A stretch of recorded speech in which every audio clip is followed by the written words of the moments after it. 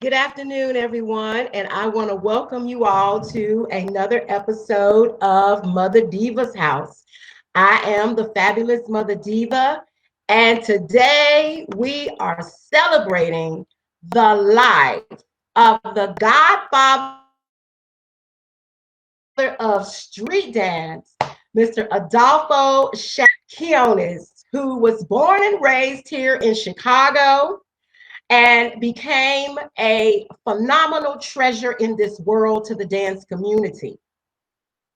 We have a great celebration lined up. We're going to be talking to some people who work very closely with him. And before we get started, I just would like to acknowledge very important products that I have been using myself. One is raw sugar hand sanitizer. As you can see, this is a holistic hand sanitizer. It doesn't have all of the chemicals in it. So you can get this from Target. Also, colloidal silver. This is very good for viruses. You spray it in your nose. You can put it in a nebulizer. It's a wonderful product. Also, Lugol's iodine. For those of you who are not allergic to iodine, you just take a couple of drops of these. Okay. So actually, Shabba Doo's sister is texting me now. Okay. Let me tell her to come back in. Come back in. Okay. Technical difficulties. So I want you guys to take a look at just some affirmations and words to live by from Shabba Doo himself. He was very, very wise and just an amazing soul. Here, we're already on, so let me take this out. Okay, there we go. Wait a minute. Okay. Okay, she's trying to get back in, and I'm having trouble here. Okay, so, all right, let's see. I'm trying to get this text out the screen. Okay. Now we just updated. Okay, there we go. All right, so now we're going to hear from Shabba Doo himself. And I want you guys to take a look. Okay, let's see here. He was an amazing soul. I hear you, Fawn. I hear you. I know we had a little technical problem, but I'm showing a video now of Shab. So, okay. Yes. Now I have to play that. Okay, there we go. So I want you guys to take a look at his life, his legacy. He was absolutely an amazing dancer, choreographer, actor. And for those of you who may or may not know, he actually was on a show called The Big Show on NBC back in the late 70s, early 80s. And he played Dr. Boogie. And we're going to show some clips of that as well. There's him with Michael Jackson. He worked on the film Ghost. I'm sorry, it's not going to work out. This is Franco's show. They're not going to stop us now. Who's next? Ozone! Street dancer! I'm Adolfo Shabba Doo Quinones, probably known for, most known for the film BREAKIN and BREAKIN 2 Electric Boogaloo. I got my start in the 1970s dancing on the show called Soul Train and eventually becoming one of the original founding members of the Lockers. Dancing was a way of escaping my surroundings. I didn't have a great childhood growing up. I had a great mom, but I didn't have a great childhood. It was very dangerous in the neighborhoods I lived in, so I was always afraid. And so dancing was a way to escape that environment. When I go out and I dance, I don't dance for myself. When I go out and I dance, I don't dance for myself. I'm dancing for my people. I'm dancing for my black people. I'm dancing for my community. And I'm dancing for all the Africans that were brought here against their will. And when I step on the floor, I got 10,000 Zulus with me. You don't see me dancing by myself. You see the legacy of everyone before me. That's why I was able to do what most people were not able to do, and was willing to do what most people are not willing to do, is spend themselves. I tell you, man, there is a movie, Gattaca, and in that movie, Gattaca, he told his brother, in a society where they chose people based on their genetics, and he thought that his brother was greater than him, but he would always lose the swimming test or game they would play. They would swim out from the shore as far as they could, and inevitably, the younger brother would have to save the older brother, who was perfect and he was imperfect. And at the end of the movie, it was revealed. He says, "How did you beat me? You must tell me, how did you beat me?" And the younger brother, I think it was Ethan Hawke says to him, "When I swim out, I save nothing for the return. I give everything I have to win, to go as far as I can." So I kind of feel like that same way. If you want success and you want to express yourself, you can't be saving anything for later. Put it all on the table right now. And that's the thing that I was willing to do that most people are not willing to do. Spend it all. And that was words to definitely live by. Just, you got to put your heart and soul out there. You got to put it all out on the table. And we're going to bring on someone who definitely knew him well, grew up with him in Chicago. Amazing dancer herself. I'm just her dancing on Soul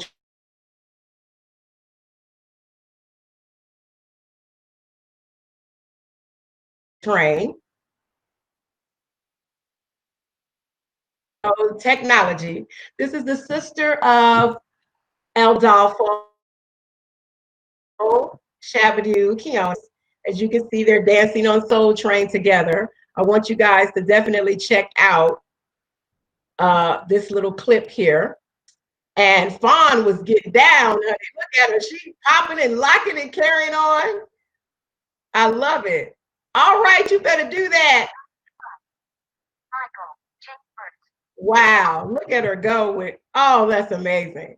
And I love this part right here. You guys got to see this. Check this FAWN out. Melita Quinones. Yeah, hi, FAWN. ADOLFO Quinones, otherwise known as Shabba Doo. And you kind of a brother and sister actor, No. No. Your man and wife? No. He's just my brother.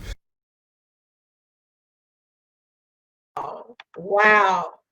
Well, y'all make some noise and get excited for my girl, Miss FAWN Quinones. Girl, you have not changed. You look absolutely fabulous. Thank you so much for being here.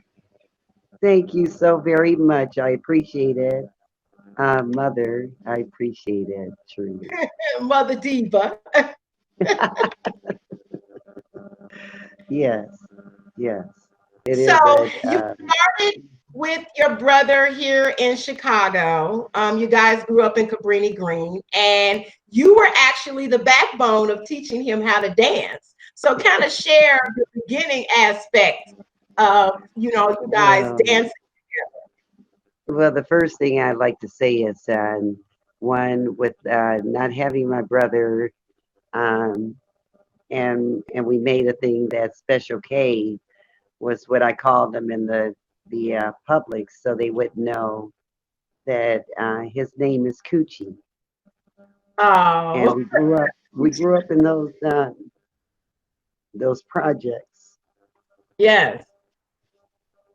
And I realized that I miss him dearly. Yeah. I do.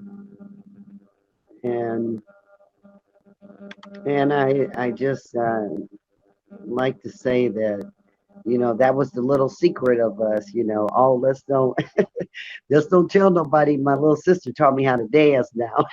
Yeah. We don't want to do that. And said, well, if I go or you go first or what happens, then um, should we tell? So this is the first time I'm talking to someone in regards to my Yeah. brother. I understand. Yeah, Yeah. when I got the news, because I had just spoke with him about the holiday, for Soul Train 50, and Hmm. just trying to honor him in Chicago, and then like a Yeah. month Hmm. later, boom, it's just like you're here today and you're gone tomorrow, and this is why Oh yeah. we have to You love never each other. you never know. I mean, I think about how, um, first him wearing the suits, shirts, and ties. I used to tell him, put those shirts and ties on because you're gonna look different. Um, and then remembering calling him first Sir Lancelot.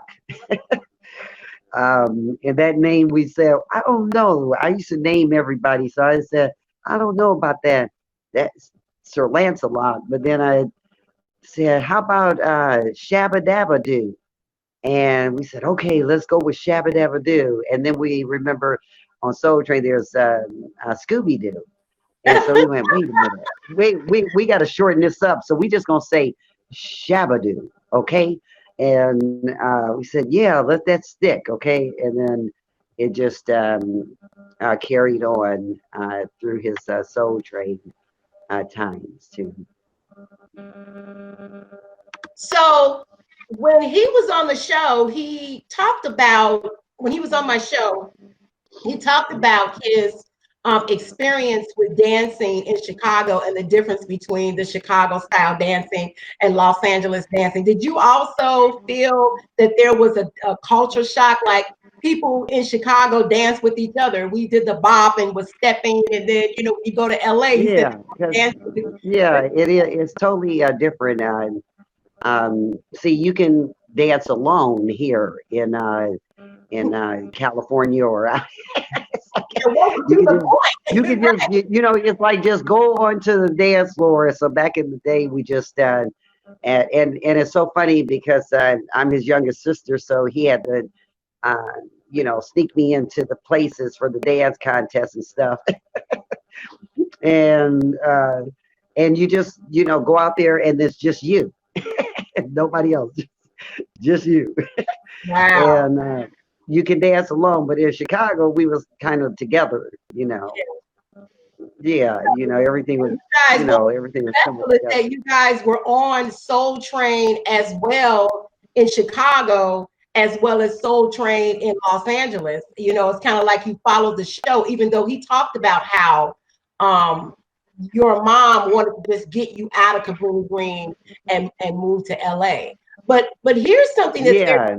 interesting, because the gangs here in Chicago, which he talked about, the Latin Kings and the Disciples, but you also had gang Hmm. violence in LA. So how did you guys, escape from even getting connected with the gangs in Los Angeles? Oh well, we had a strong mom, and I don't know if that led us away from them or per se, because um, some of those were actually dancers. Oh, wow. So and then they became the rappers, Okay. and I mean before it was called rapping, and we used to kind of say it was just talking on a song, uh, but it was really rapping, so it was different back then. Okay, it totally, and being like the first ones on Soul Train. In actuality, I went there first, and and borrowed my mom's hairs and dressed up to be older. Wow. Was that in And Chicago? then it was just Dick Griffey and Don Cornelius with his Okay. maxi coat and his Right. wild afro. And it was actually when Soul Train first began at the Board of Trade building, 43rd floor. And I want you to hold that thought because I'm gonna show the video of him talking about that. So we're gonna be back with FAWN. I'm gonna show you this interview with myself and Shab. He called the show, and we also had Drew Leach, the director, on that day as well. So check this out, guys.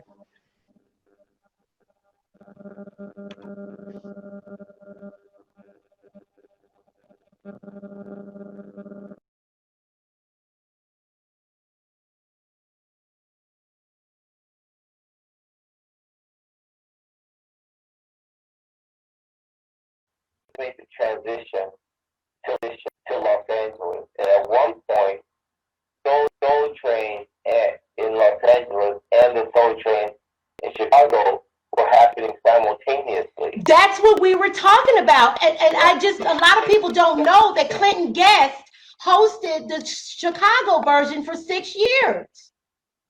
Yeah. They were airing simultaneously before, I guess, Dyson Elias decided to just go ahead and become, a West Coast resident. Right. So, yeah, it was have both those shows happening simultaneously. But the dancing in Chicago was much different, and even when it continued, which was a shame in some ways, is that the dancing that began to happen in Chicago after the one here in Los Angeles, they started to emulate a lot of the dances here in LA. Right. And I kind of was like a little disappointed by that because Chicago has such great dancers there. Oh yeah, of course. Well, wait a minute, sweetie, we had you. We did, but we have different types of dancing too. Right. Like when we moved from Chicago to LA or Placentia, they didn't know what bopping was. They didn't know how to bop or step or any of that. Wow. Yeah. So we grew up with that kind of dancing and that type of understanding. So it was totally different. Mm-hmm. And in Chicago, we tend to dance with each other. Okay. But when I got to California, everybody dancing by themselves. It was culture shock, huh? Huh? It was culture shock. Yeah, for me it was, including the clothes. Like, because we lived in Chicago, most people don't know how well people in Chicago can dress and dance. That's right. Even in the wintertime, honey, we pulling out the furs, the high heel boots. We still doing it in Chicago. When you gonna come home, Shabba Doo? When the last time you been home? I was actually in Chicago years ago. I was visiting my brother who's living out in St. Joliet. Well, you know what I'm gonna do for you? I want to do something special for you. Because Chicago they gave me my own holiday. April 16th is Madam Ambassador of House and Electronic Dance Music Day. So I'm going to talk to the city council, and I want you to have your own day. You need to get a resolution. Oh, wonderful. That's good.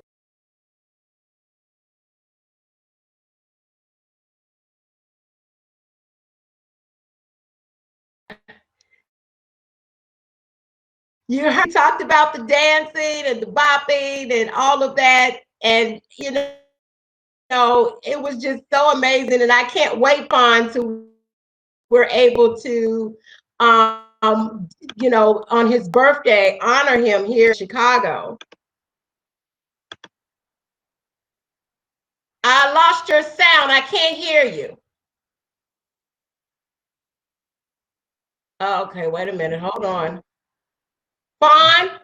Said that would be wonderful. Very wonderful. Yes, and I have a resolution Yes. I want to read that came in from Alderman Walter Barnett. He is actually the alderman to put his Oh. picture in from the 27th ward. I don't know if you know this, but Cabrini Green was in the 27th ward. Um, and yeah.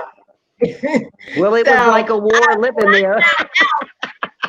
yeah, yeah, because when I I found said it was out, a war living. it was a I war. said it Yeah. was a Well, war, they're living called there.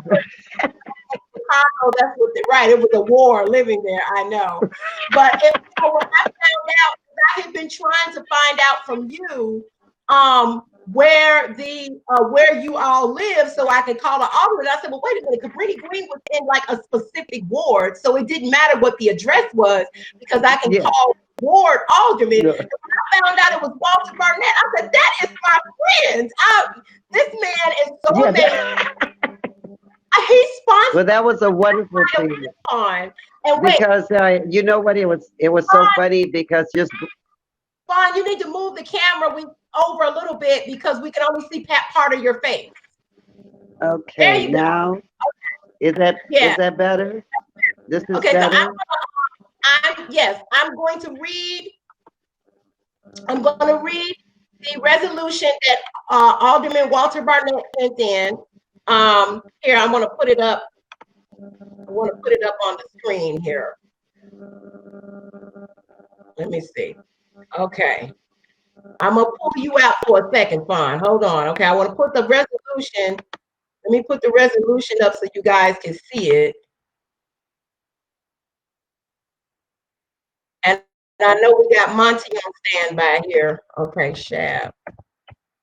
Resolution. Here we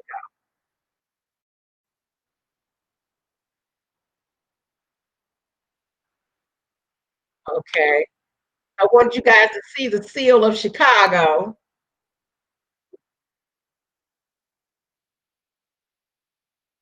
This resolution that Alderman Walter Barnett sent in, and this was printed today, actually. And it says, whereas the city of Chicago, office of the 27th Ward, which encompasses the former Cabrini Green housing projects, extend our deepest sympathy to the family of Adolfo Shabba Doo Quinones. And whereas Shabba Doo was and still a Chicago treasure, as an African American male myself, growing up in the city of Chicago, I faced many challenges. Although I did not know Shabba Doo personally, I can only imagine him being of a part African American and Puerto Rican heritage, a young, impressionable teenager. Growing up in Cabrini Green was even more challenging. Instead of joining the gangs that tried to recruit him, he saw dancing as an outlet, which led him to Chicago television series Soul Train. And whereas Shabba Doo embarked on a journey of creating a unique style of dancing that became a global phenomenon, catapulting him into a successful choreographer, actor, and entrepreneur. He, however, never forgot his roots. He would often return to Chicago to teach dance workshops and to give back to the community. His contributions to the dance culture was beyond inspiring and transcended race, age, gender, including those who came after him. As alderman of the 27th Ward, a resolution is being considered naming his birthday on May 11th, 2021, Adolfo Shabba Doo Day in the city of Chicago. And now, therefore, be it resolved that sincerest condolences are being sent to the family and friends of Mr. Adolfo Shabba Doo Quinones. May fond memories of him and his passionate dedication to the art of dance be a source of comfort to all. And be it further resolved that a suitable copy of this resolution be presented to the family of Mr. Adolfo Shabba Doo Quinones as a token of our acknowledgement. Sincerely, Walter Barnett, Alderman of the 27th Ward. Wow. Wow. Okay. Wait a minute. Fawn, I got to take this out and get you back in. Just a moment. Honey, I'm producer, director, everybody back here. Okay, let's get this out. Okay, now wait, let me scroll down here. Okay, let's get this out. Let's get this out. Let's get that out. And let's get that out. Let's get that out. Okay, let's get that out. Okay, there we go. And I had to move all kind of stuff around to get you back in here. That was so beautiful, wasn't it? Yes, that And is. That's very nice. like get him to do it quick, because I know that we were doing this today. And it's interesting that you talked about, you called him Special K because Special K was Kelly's name in the movie Breakin. So that was amazing. That's interesting. And did he get inspired to share that in the film? no, we didn't. We didn't do that. It's just something what you did that we had. Okay. That we had, and it was before the persons were named that. I called them Special K because in Chicago, growing up in the Cabrini Green, it was just it was just me and Coochie, and so I said Special K when I would need. Girl, but you know what Coochie is. What do you call him Coochie? But he was I always called him and I gave him all his names, and later he got the name Pretty Boy from me, and I would keep telling him, hey, let's do a Pretty Boy so he can be a group like that. So I gave him all these funny names, and he called me. He says, oh, I got a name for you, and he says, and you're not going to even know who it is. And I said, what are you talking about? Yeah, you look like Cardi B. I said, who's Cardi B? Said, oh, I'm not going to tell you because you don't want to know. And it was so funny after he had did that. It was everybody on that was responding towards my brother passing away. Some of them were saying, you look like Cardi B. And I said, wow, because Coochie said, wait a minute, Cardi B looks like my sister. She was here first. But you see, I'm ready, girl. I got my bracelets, my headband. I'm ready to do all those things. Wear my house. And it was so, yeah. I broke to I said I couldn't, help myself to do what I called, he promised we were supposed to do our last dance together, because we started off dancing together and we were to end doing the last dance together. And I went, and you left me to dance alone. But he's dancing with me. Yeah, he is. He is. So you have some things planned in Los Angeles to continue his legacy that you're trying to put together, like a celebration of life with with some of the dance. Yes, so that his friends and close family members, there are some special tributes that were given from Grady Harrell, Marla Gibbs, Angela Gibbs, Jeffrey Daniels, Oliver from the Madonna videos with Shab too, and it was just so many. I think we got Niecy Payne, but we got Street Beat, and we even got the Lowriders did something so very special, and we're looking forward to having people to see it and to be able to give their feelings towards how they feel in regards to my brother Coochie. Oh, well, I just want to share an article that I wrote and some things that he said. This was actually on April 16th, 2014. I actually wrote this story. And this is what it says. I had a chance, this is when I first met him and we spoke, because we never actually met in person. We always talked over the phone or social media, but you feel like you know somebody. So yeah. A few months ago, I was scrolling through Facebook. Shabba Doo was in my newsfeed. I thought about the movie Breakin' and how much I loved it, watching it over and over again in the 1980s and all the great music. I recently discovered that Shabba Doo is from Chicago, so I wanted to know if and how house music influenced his style of dance. He graciously agreed to an interview. House music was born in Chicago from the disco scene, and that's the era that Shabba Doo had his roots and native of Chicago. Shabba Doo spoke about the dance scene in the late 60s and early 70s. Soul music was big in Chicago. House music influenced a style of dance called the whacking dance. Whacking dance is a derivative of a dance style called punking. In the 1970s, like many straight DJs in Chicago, Shabba Doo went into the gay nightclubs in Los Angeles and created a hybrid form of dancing. He said, I created the first bisexual street dance form. He said, people often ask, where did he get his creative dance moves? He replies, I put the Puerto Rican in it. Latinos have a major influence on American culture, and Shabba Doo has been at the forefront since the 1970s. So I want to stop there, but it was a really great article. So, that's another thing that I wanted to, before you go, I wanted to, kind of get into with you about it. Being biracial like myself, you kind of get it from both ends. I'm half Puerto Rican, half African American. What was your experience like in terms of with Shab, on because he looks actually more Spanish than African American. A lot of people didn't even know that he was part African American. He looks more Latino.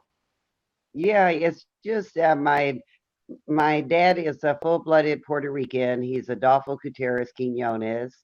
I'm Fawn Melita Quinones, and then Adolfo Gutierrez Quinones. But my mom, she's Irish and also African American, and we've always I thought it was funny, especially when I first brought Coochie over to. I feel more comfortable, but the world wants to say Shabba Doo. Okay, that made history, and I'll do my best to say Shabba Doo. Right. But yeah, but really, we kind of when I first brought him to Soul Train too out here in Los Angeles, it was so funny because they kept saying Quinones, we're the Quinones, but then they would always in Right On magazine when they would do the stories. So I mean, they would go, well, they're the first African Americans that danced on Soul Train back in Chicago, and then Right. up here, and then it's so funny because we're not all African Americans, so that was like really strange for them on Soul Train. At first, they didn't have any other nationalities; they only had Yeah, and then later on, blacks. you got Cheryl Song came on, and she's Asian. I mean, that's how everybody remembers the Asian lady from Soul Train. So, Yeah, and that was like that came like a little bit way later by surprise. But I remember when when Coochie first got on Soul Train, it was just too funny. Just going down the line, just I remember just they have some lines that hopefully they're getting for me, yeah. and there's some lines that were I mean, I didn't have a style. He didn't have a style. We were straight out of Chicago, okay? Come The on Cabrini now. Green Projects, I know that's right. straight out of Chicago. Well, And I'm happy to know that you are the instructor behind him. You taught him how to dance. yeah, it was funny because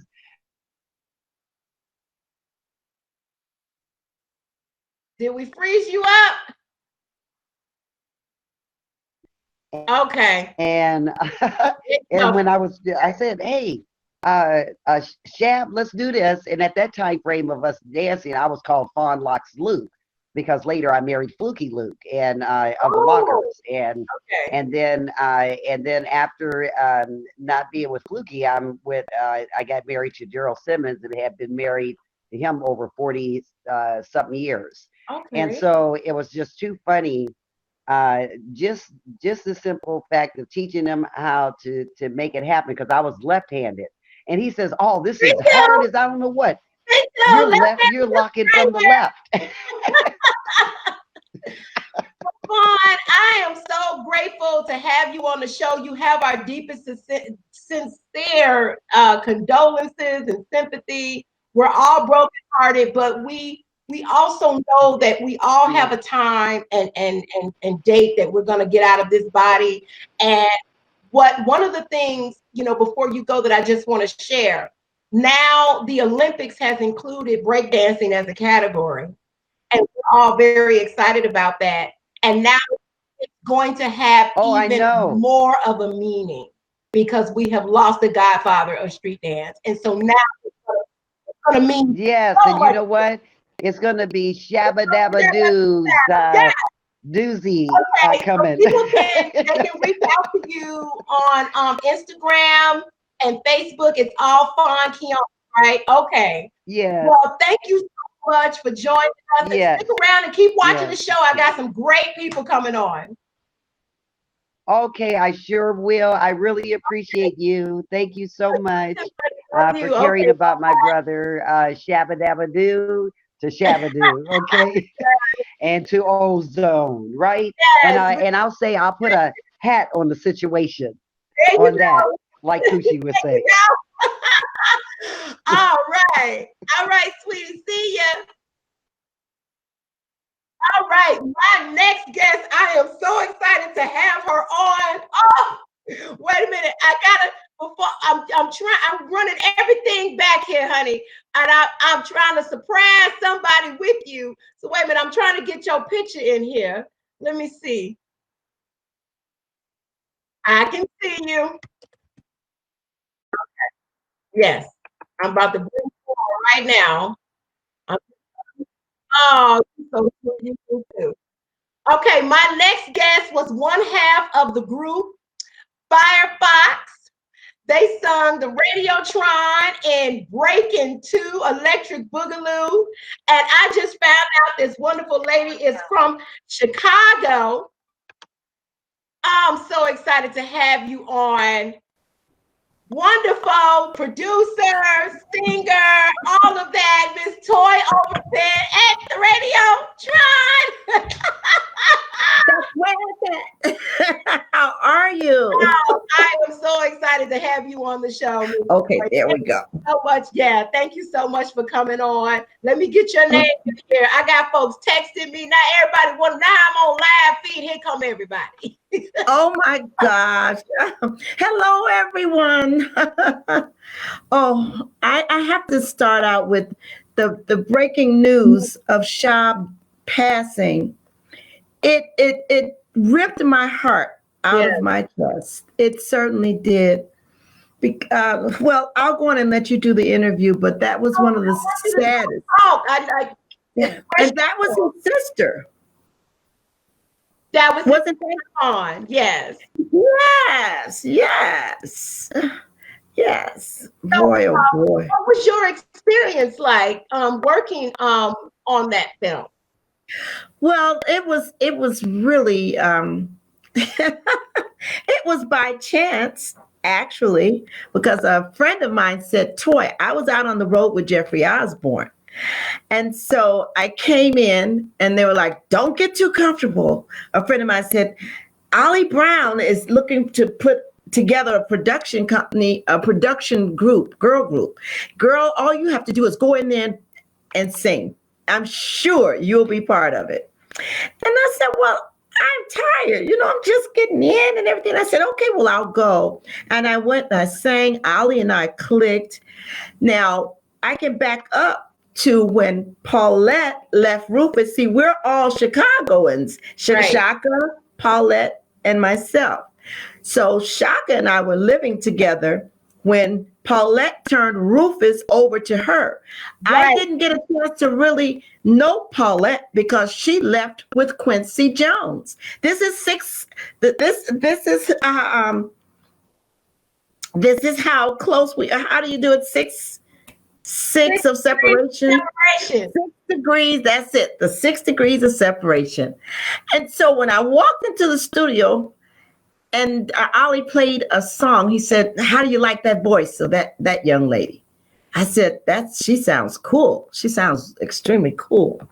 And he played another young lady. And he played maybe 3 or 4. And every time he played a song, I chose Paulette's voice. And he said, well, that is Paulette McWilliams, another Chicagoan. I said, you're kidding. She was the original girl with Rufus. I met her, but I never did get a chance to know her. So then the history came. These are the gold and platinum from Breaking. The first one, not Breaking 2, but Breaking, the first. This album. Oh, wow. This album. Yes. That's the gold and platinum from this album. That is awesome. And that was in 1983.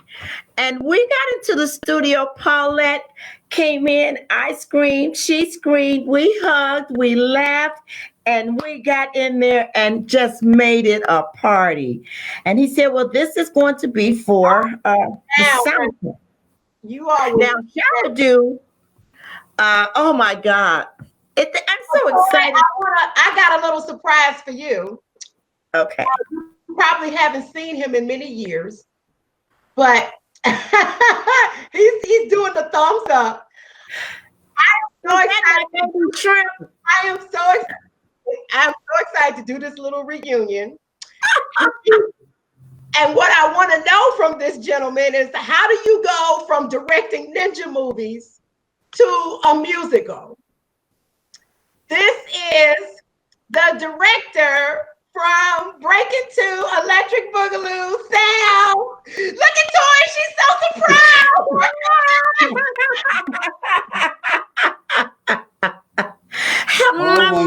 Happy New Year. Yeah, to you too. I remember in the club, I know we worked only one day together, but in the club, it was amazing. You guys gave such a performance. I remember it was so energetic. The energy was so...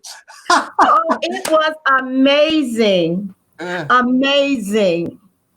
Yeah, we are talking now 35 years. It's more than 35 years. You guys were in the club and doing numbers.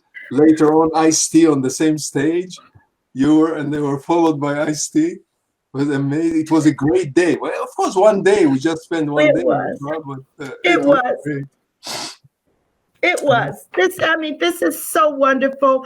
And it was so wonderful, so awesome working with you. We forgot we were actually filming. Right. We thought we were just performing at the club the way we always have done. Right. Forgive me if I tear up a little bit. No, we're all, this is what I'm about. I love to bring people together. And Sam, thank you so much for coming on the show. I looked at Electric Boogaloo last night, and it was such a musical. Like, okay, so one of the questions I have for you is, was somebody on the production team like an AKA? What was up with the pink and green outfit? The Alpha colors, they were awesome. The whole idea, of course, we had a production designer, Gary, and this was the decision right up front to have a movie which is upbeat with a special color. They suggested, it was not my suggestion to go with this fluorescent color. They came up to me and they said, well, let's make it over the top. Let's make it something that haven't been seen before. And I went along. Exactly. Wow, great idea. That's the job of a director in a movie, sometimes just to make a decision, to listen to suggestions and say, either veto, bad idea, or let's go for it. It's a good idea. Yes. So I like this idea with the fluorescent colors and the wardrobe, and we had the wardrobe ladies, of course, and it was agreed among everybody. Billy Goodman was the choreographer. Worked together with Shabba Doo, and they all agreed that this is a good idea. I know, incidentally, I know that later on Shabba Doo was a little bit disappointed with this idea. But between all of us, Goodman... Shabba didn't like the colors. Shabba Doo didn't like the colors. No, this was the art department decision to go with it. So painting the building and had the special wardrobe and whatever we did was a communal decision, because making a movie is a group effort. It's not one man it's not animation that one man is sitting. Especially this was a complex movie. You remember, we had days with 2,000 extras in the streets. We had days with 1,000 people in the street. I mean, how did you coordinate as a director? How did you coordinate all of that? Well, usually there are assistant directors. It's not myself. We had the vision. We had the. Let's say we're talking about there is an opening dance, which is pretty big, pretty big. There are hundreds of people. Of course, we had Billy Goodman, which was the choreographer. He would instruct and most of them were dancers on the street. And Frankie Crocker was the announcer. Yes. Right, at the end, in the final scene. Was there. In the final sequence, correct. But we are talking a little bit here. We are commemorating the life of Shabba Doo. Yeah. And I was not involved in the first movie. You were. I was not involved in the first movie. And I landed into the second movie. So I was introduced to them. By then, they were like big stars, all over the world. Breaking was a huge success, the first Breaking. Huge success. And the way it was structured, the way the atmosphere was that Shabba Doo was kind of the spiritual leader of the whole thing. He was the guru. He was like the best dancer, the most famous dancer, the dancer that everybody looked up. Absolutely. Now, there was a choreographer, as I said, but they worked together. Shabba Doo brought the choreographer, Billy Goodman, but he was the spiritual leader, so to say so, if I say so. So he set the tone of now, when it came to dancing, I'm not a choreographer, of course, the choreographer, and he let some people accordingly solo, Shrimp will have a solo, Michael will have a solo, the other dancers, because there was a group of dancers, a core dancer. He had with him a group of core dancers, Pap and Taco, or what's her name, Sanchez. There was a group of 7, 8 core, and then there were the outer circle of like 25 dancers. Sam Toy, if I can get in there, even though Shab was one of the greatest dancers, but Shab was actually a great choreographer. He did not only just choreo. He was the whole. It was him behind most of that dancing. Right. It was another choreographer, but Shab was a choreographer as well, and he choreographed for others. He did a lot of choreography for other artists. Of course. The story is that how he got in the first movie, in Breaking, he was brought in only as a choreographer to begin with. Exactly. And then the heads of the company, they like him, they like his persona, and they like his presence so much, they made him the star of the movie. But originally, he came only as a choreographer. That's what, because we did both. We did the Breaking and the Breaking 2. And Shab, it was just so good because we remember Shab from Chicago. We all grew up and we were here in Chicago. And when he left and went out there, it was like a huge thing because Breaking was just getting in. He literally presented Breaking out there as well.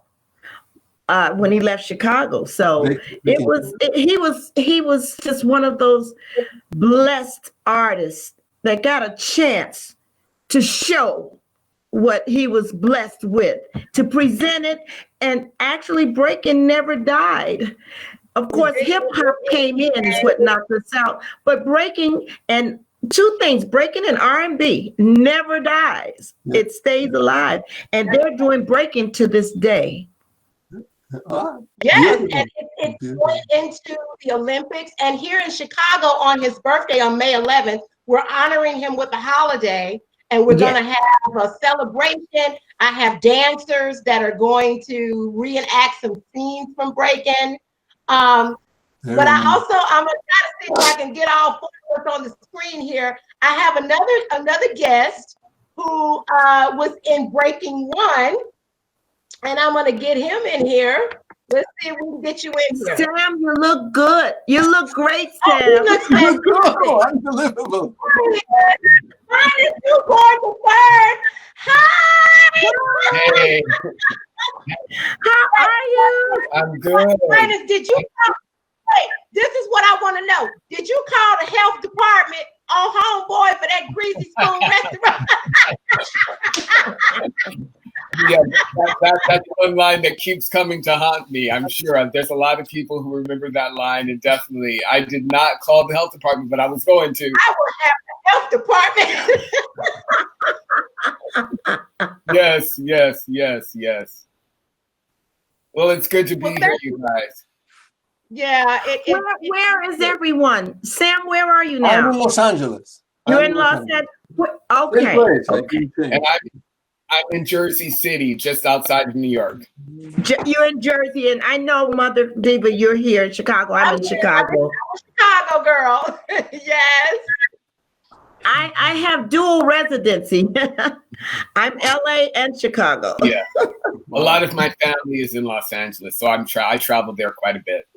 Yes. You look marvelous. Oh, thank you. So do you. You look so good.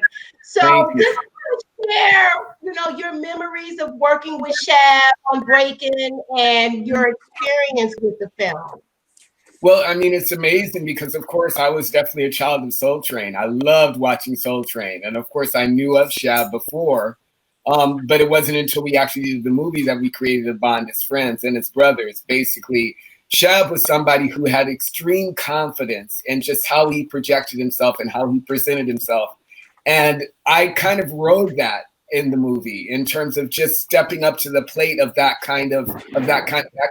I'd already been a jazz dancer and had studied and also worked a lot with Billy Goodson, who was my mentor, choreographer, teacher, and he choreographed the first movie. My background was also in that street mixed with jazz style.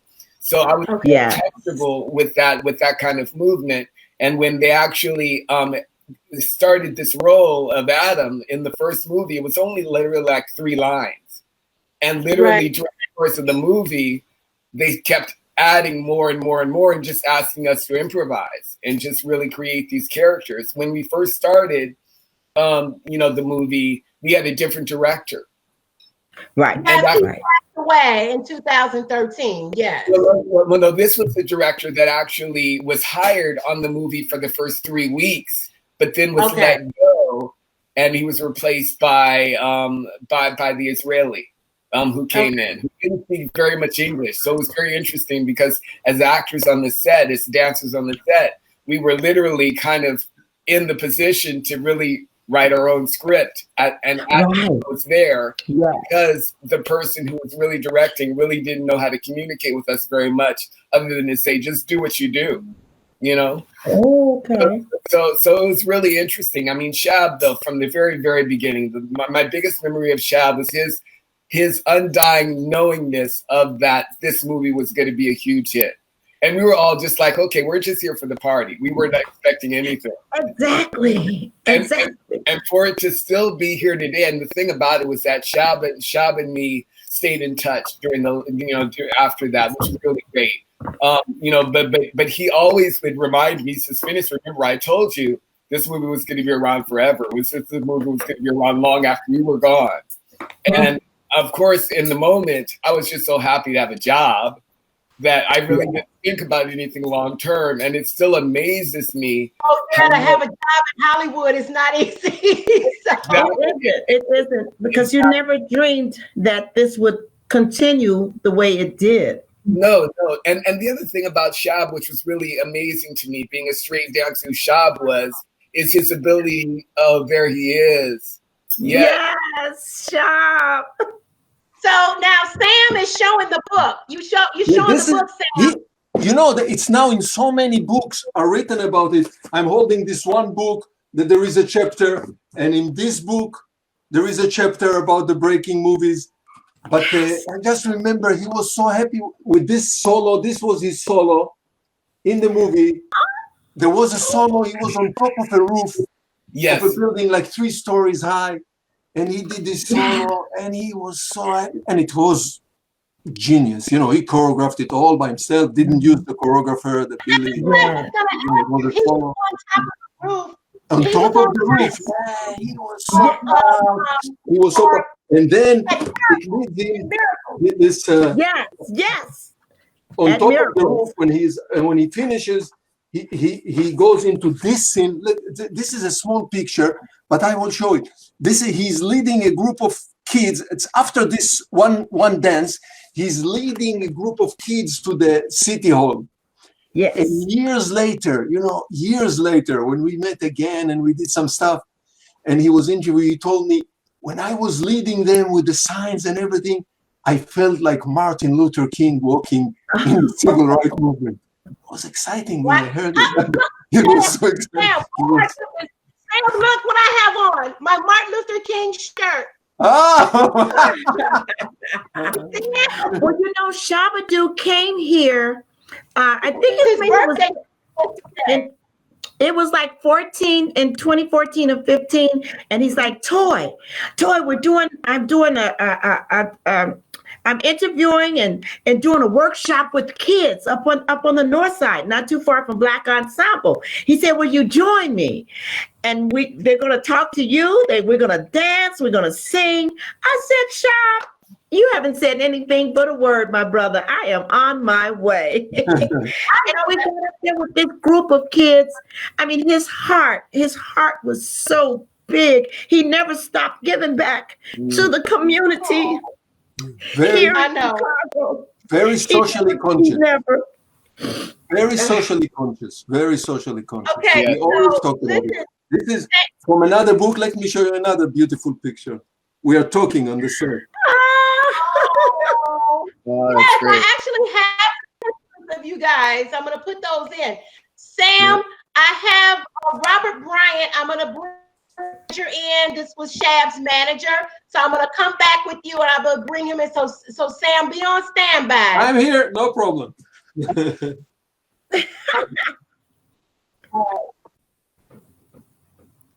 Okay, so this is in recent times, Mr. Robert Bryant. He's worked with so many people in the entertainment industry, Jody Watley, the list goes on and on. Robert is Shabba Doo's manager. Thank you so much for coming on, and you have our deepest sympathy. This is like a reunion. We're here with Toy, who was in Electric Boogaloo, and FINEAS, who was in the first film. This is what happened after Breaking One. Breaking One, they presented these to us. Awesome. Gold and platinum from Breaking One. Wow. I have not seen it. Was phenomenal. We gotta give a shout out to Ollie Brown and Jerry Knight. Oh, and Paulette. And Paulette McWilliams, absolutely. It was at the four of us we were inseparable, and Ali and Jerry Knight worked on that music. We were in the studio like 1, 2, 3 o'clock in the morning, just hitting it. And it just every night felt like a party, but it was very hard work. We were serious. It was very serious. And Ali said, this is going to be big, guys. You just don't understand. This is going to be big. And I was like, okay. I mean, all right. Let me that and even with FINEAS, when at the end of Breaking One, when they finally got that audition and they went on to Broadway and they did the Street People, she sung on the Street People. That was her voice. Wow. Street People. You didn't know that part? Wow! I didn't know. Of course, I knew the album and knew the names from the album, but this is my first time actually meeting and seeing you. And talking to you. And so that's why they put us in Breaking 2, Electric Boogaloo. That's us on the stage. Okay. Me and Paulette. RADIOTRON. Yes. So, Robert, I wanted to give you a chance to come on. I know you can't be on long because you're preparing for the memorial. So I just wanted to give you an opportunity just to share the last few weeks or few months of his life, because you were one of the people who were closest to him as his manager. Yes. Well, first of all, thank you for inviting me on, Mother Diva. And, thank you to the cast, man. It's a blessing seeing you guys, But the last moments and last months of Shab was awesome. He was upbeat like he's always been. He was really attached to his dog, and mom and mama, But I mean, he just had we just had so many plans to just continue the legacy, And so, he gave me a lot of the insight. It was so unexpected, but I'm so excited for the future. Everything that he wanted to do in terms of just making sure originals like yourselves get the credit for what you guys have contributed to the culture, and then making sure that, for example, with the upcoming Olympics, he had a really heart for the kids, and so he wanted to make sure that inner city kids, real street dancers, have those opportunities to be able to go to the Olympics and have all the fair chances of funding and things like that anybody else will be able to get for, being into a Olympic type of sports. And so those legacies are going to continue on. We're going to continue to ride this Shabba Doo train and just enjoy his life and his legacy. Boy, what a legacy did he leave with us. And that's just what I'm about right now, just really making sure that all of his desires and things are still going in motion, and that we really just love and live as his legacy. Let it go on for the generations and forever and forever. I've been talking to Shrimp a lot too, and that's what we're all on the same page. You guys are all legends. Everyone on this show, on this cast right here, you guys are all legends and contribute some greatness. It's time for you guys to get to this dust and continue to live on that legacy that you guys all were a part of. Can I ask you something? You spoke to him during that last week? I spoke to him. I speak to him every single day. I spoke to him at 3:00 on the day he passed, and he passed between around 6:30, 7:30 that day. So totally unexpected, So he just simply went to sleep and never woke up. Went to sleep. I mean, I talked to his best friend, and the story, I'm saying it was funny because, Shab always had little jokes. And so she was saying that, she texted Shab and said, I'm on my way to In-N-Out. And he's sending emojis. He didn't like to eat that type of junk and things like that. But, he was, again, upbeat up until his last moment. Yeah. Up until his last, breath. But yeah, she said that, she thought he was asleep, and then unfortunately, found out, later. Right. What I just want to share with some people, because I've been doing a lot of research on this. Dr. Sherilyn Lee, who is a holistic doctor, she's out of Los Angeles. She was the nurse treating Michael Jackson before the other doctor came in and killed him. She's a very good friend of mine, and she's a lifesaver. And I have to say this because so many people are afraid of getting COVID testing and the vaccine and all of these things. Shab specifically said that he was tested for COVID and his test was negative. Right. But there have been some rare situations, and you can go and look this up because I'm not a doctor, where people have been having allergic reactions from the COVID test itself. Dr. Sherilyn Lee's stepmother took a COVID test. It was negative. The next day she passed away. So there's something going on with these COVID tests that we really need to. I mean, most definitely. To be honest with you, Shab took about 3 or 4 tests. He was very adamant, on that because his mom, a couple of weeks prior to him passing, she was removed. She was moved because of the nursing home. Yeah, she had to be kind of moved from the place that she was in, and so Shab was super, concerned about that. But she was able to come back. She was tested, and she came back negative and things like that. And so he was very much on top of those things. But again, it's just who knows? All I can say is that I know he was healthy. I know he was Shab.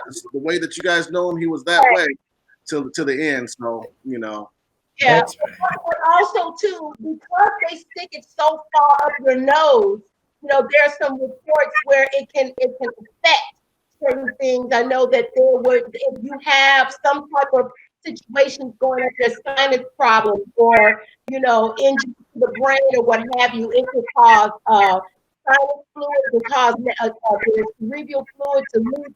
I mean, you gotta be sticking anything up your nose that far, you know, can be kind of dangerous. This is your brain. Well, and one thing I do know is we never know from the time we're born what day and how we're going to get called home. We don't know, but so it may not have had anything to do with COVID. This would have happened regardless. It could, you know, and that's why I don't want to speculate. But being on that same note on what you said, we don't know when it's our time, so we got to run our very best to the end, you know, and just give love and things like that to the very end, because we don't exactly, you know, love on our love, you know, love on your loved ones, make amends to anything that you have. Don't leave here a day without just living your best. And so, you know, that's my you know, what a great legacy. Thank you so much. You know, I know you have to go for his memorial, so make sure you text me the link. Okay. And thank you for coming on. I'm going to keep in touch with you because we're planning something here in Chicago. Toy is going to come and sing Radiotron. And I'm back and forth in LA, so I can get your information from. Does Ali have your information? No, but Mother Diva, if you can please. Mother Diva, you have. So I'll contact you when I'm out of there. And just remember, we have to rise up out of 2020 like the phoenix from the ashes. Yeah. And we have to come out stronger. More love. We've had time to woodshed and do what he wanted us to do. It's time now to just shine. It's time to shine, guys. Look forward to these tributes. We're going to be doing tributes all over the world for Shabba Doo, so look forward. I'm already in contact with the networks for tributes, and so we're going to celebrate his legacy, and we're gonna move this shit forward, guys. So thank you guys so much. Everything, and love you, sweetheart, and be in touch with you. Blessings, guys. Stay blessed. Okay, so I'm gonna bring Sam back in because I got somebody on the phone here that just called in. So go ahead, surprise everybody. I have a surprise for you. Number one, I just wanted to show you this picture of Shabba Doo. He's on the roof and he's here. I felt like Martin Luther King. But listen, I have a surprise picture for you. It's a little one. Look where my finger is. Okay, go ahead. Look where my finger is. That's me and Paulette. Can you see? I hear you. Wait a minute, Shrimp. Okay. I see it. One more surprise picture. Here. He's showing a surprise picture. Where my finger is. Oh, that's me and Ali.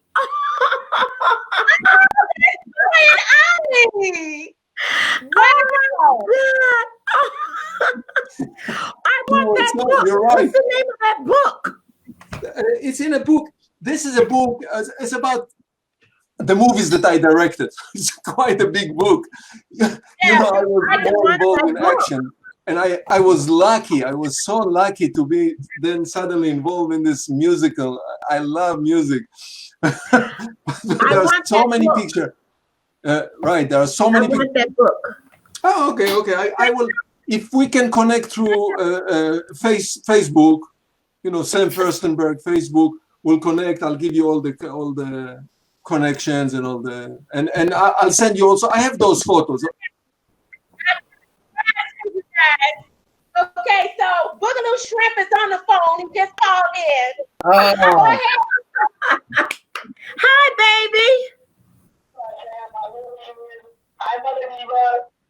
Can you guys hear him okay?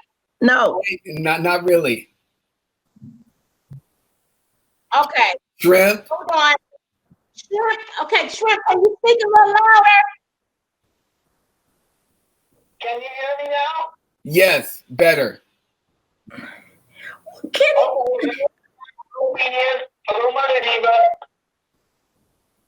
Go on, Shrimp. They can hear you. They're listening. I was trying to surprise you all, and thank you again, Robert Bryant, for filling us all in on Shabba Doo's life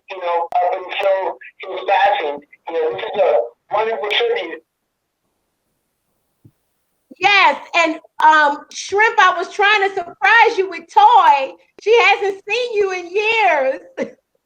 Oh my God. Toy Overton, who sung Radiotron in Electric Boogaloo. Oh, how you doing, Joy? Hi, baby. How are you? Good. You know what? Every day we have life is a good day, and I'll leave it at that. And then this is a wonderful time for everybody who was involved in the film and Soul Train to actually share their stories about Adolfo's life, the whole Chi-Town fusion, Radiotron breaking, and the whole shebang. You know, this is a celebration of everyone. Yes, I asked Ollie the other day when I spoke to him, had he spoken to you? You and Ollie still keep in contact, right? Excuse me? Ollie, she said you and Ollie talked, and because you guys are working on, you and Ollie are working on some music or projects or something, right, Ollie Brown? Oh, yeah. I'm actually working with the artist E. Styles and Ollie Brown because of Mother Diva, of course. I'm always doing reunions with people. Mother Diva is always been our leader. I can't hear him. And I gotta give her respect because the thing is, everybody has to get their due.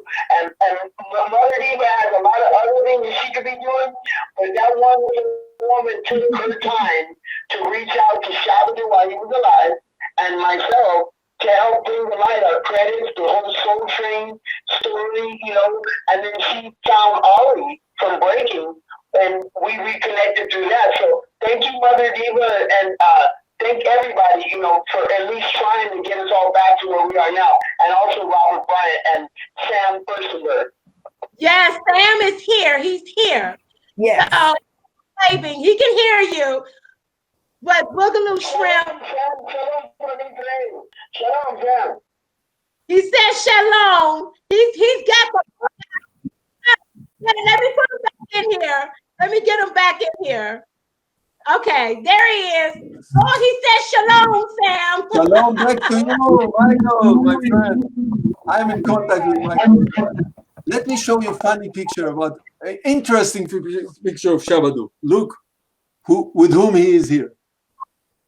Oh, yeah. Nice. Yes.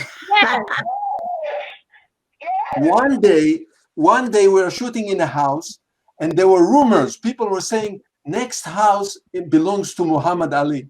Nobody knew if it's true or not. One day we were eating lunch, and suddenly Muhammad Ali walks out from his house. He goes, "What are you guys doing here? What are your kids doing here?" He was so friendly. And we were in their location 3 days. Every day he came out lunchtime, joined us in lunchtime. And they were so happy. Shabba Doo was so happy. And Michael was so happy. They took pictures with him, with Muhammad Ali. So that's fantastic. That's a fantastic picture here. And here is Michael Shrimp. Yes. He was 17 when we made the movie. He was only 17 years old. Yes. Yes. There was a teacher with him all the time, a social worker from the legal department or something. Wow. With a teacher all the time with him on the set. How about that? So we had some good memories from this movie, really, and there was a lot of music all day long, music on the set, and dancing and I wanted to mention earlier, which I didn't. I said Shabba Doo was like the spiritual leader of all of us, and he was. But also every day we were in the set, the word was out because the first movie was such a big success. So many kids will come from all over the city because they knew this movie was on location, was not a studio, was out in the streets. So kids would come from all over the city just to see the dancers. They were idolizing them, Shabba Doo and Michael and. So this was a very good experience, and I'm happy. The movie came out on a Blu-ray on a high definition, and I was asked to do a commentary track. So I found Shabba Doo, I found him, and we brought him in, And together we are doing the commentary track. You know, as the movie goes, we are chatting, blah, blah, we are talking. Yes. I'm so happy that he was included, that he came, and we found him in the last minute. He was on his way for a tour. We changed the schedule just to accommodate him to be there. I'm so happy that he's on track on this. And the last thing we did together with Michael Chambers and with Lucinda, Yahoo Entertainment decided to do a reunion. It was about a year ago, less than a year ago. Like 6 months ago. Yahoo Entertainment decided to do a reunion, and we did a reunion for 1 hour, talking and different things. And it's available. It's right. This is the picture from the commentary track, when we did the commentary track. Exactly. Okay. Yes. And he came dressed so elegant, so beautiful. Yeah, other pictures. So this was also nice that we did this 1 hour reunion. Was so excellent. Lucinda, Michael Chambers, myself. And they were so happy to especially them. They spend more time together because, yes, you know, the director is busy, sometimes very busy working, but the actors, the dancers, they have time to talk and spend time together, etc. So it was fantastic. It was luckily we did it, and as he mentioned before, the legacy will go on. The legacy of Shabba Doo is dancing. Yeah. Which is, of course, much bigger than just the movie Electric Boogaloo. Is from what I read and from what I see. Hey. Yeah. Ooh, elegant. Very elegant. Yes. Hello. Yeah. I see you. Oh my God. Wow, it's good to see you, Shrimp. Yeah. Very good to see you, young man. Can you guys hear him okay? More or less. Yes. Okay. So Shrimp, that moment, what I want to talk about, I'm going to show that clip. The moment at the end of Breaking One was so pivotal for me, because when you guys came together and hugged after that audition, to me, it was more of it. It was more than just dancing. It was everything that you worked so hard for in your life, and you finally made it. And it just felt, every time I see that, it just makes me tear up. What was that? I need to share something very important. Here's the deal. The backstory of that scene, Shabba Doo, he really kind of had a meltdown, because after all the film and all the grinding and everything that man stood for, we all were shocked, because we were all jovial and we were dancing, and when that scene came, the reason why it was powerful, Shabba Doo just really broke down, because he realized, wow, he finally made it. He finally made it, and the reality hit him that he was starring in a film. Everything he did from Soul Train, everything that he's done in his life, it finally hit him like, wow, you know what? I made it. And me and Lucinda just looked at each other, and we were comforting him, because that was very real. He literally melted down because of he like you said, he was so grateful, he was so thankful, and he had this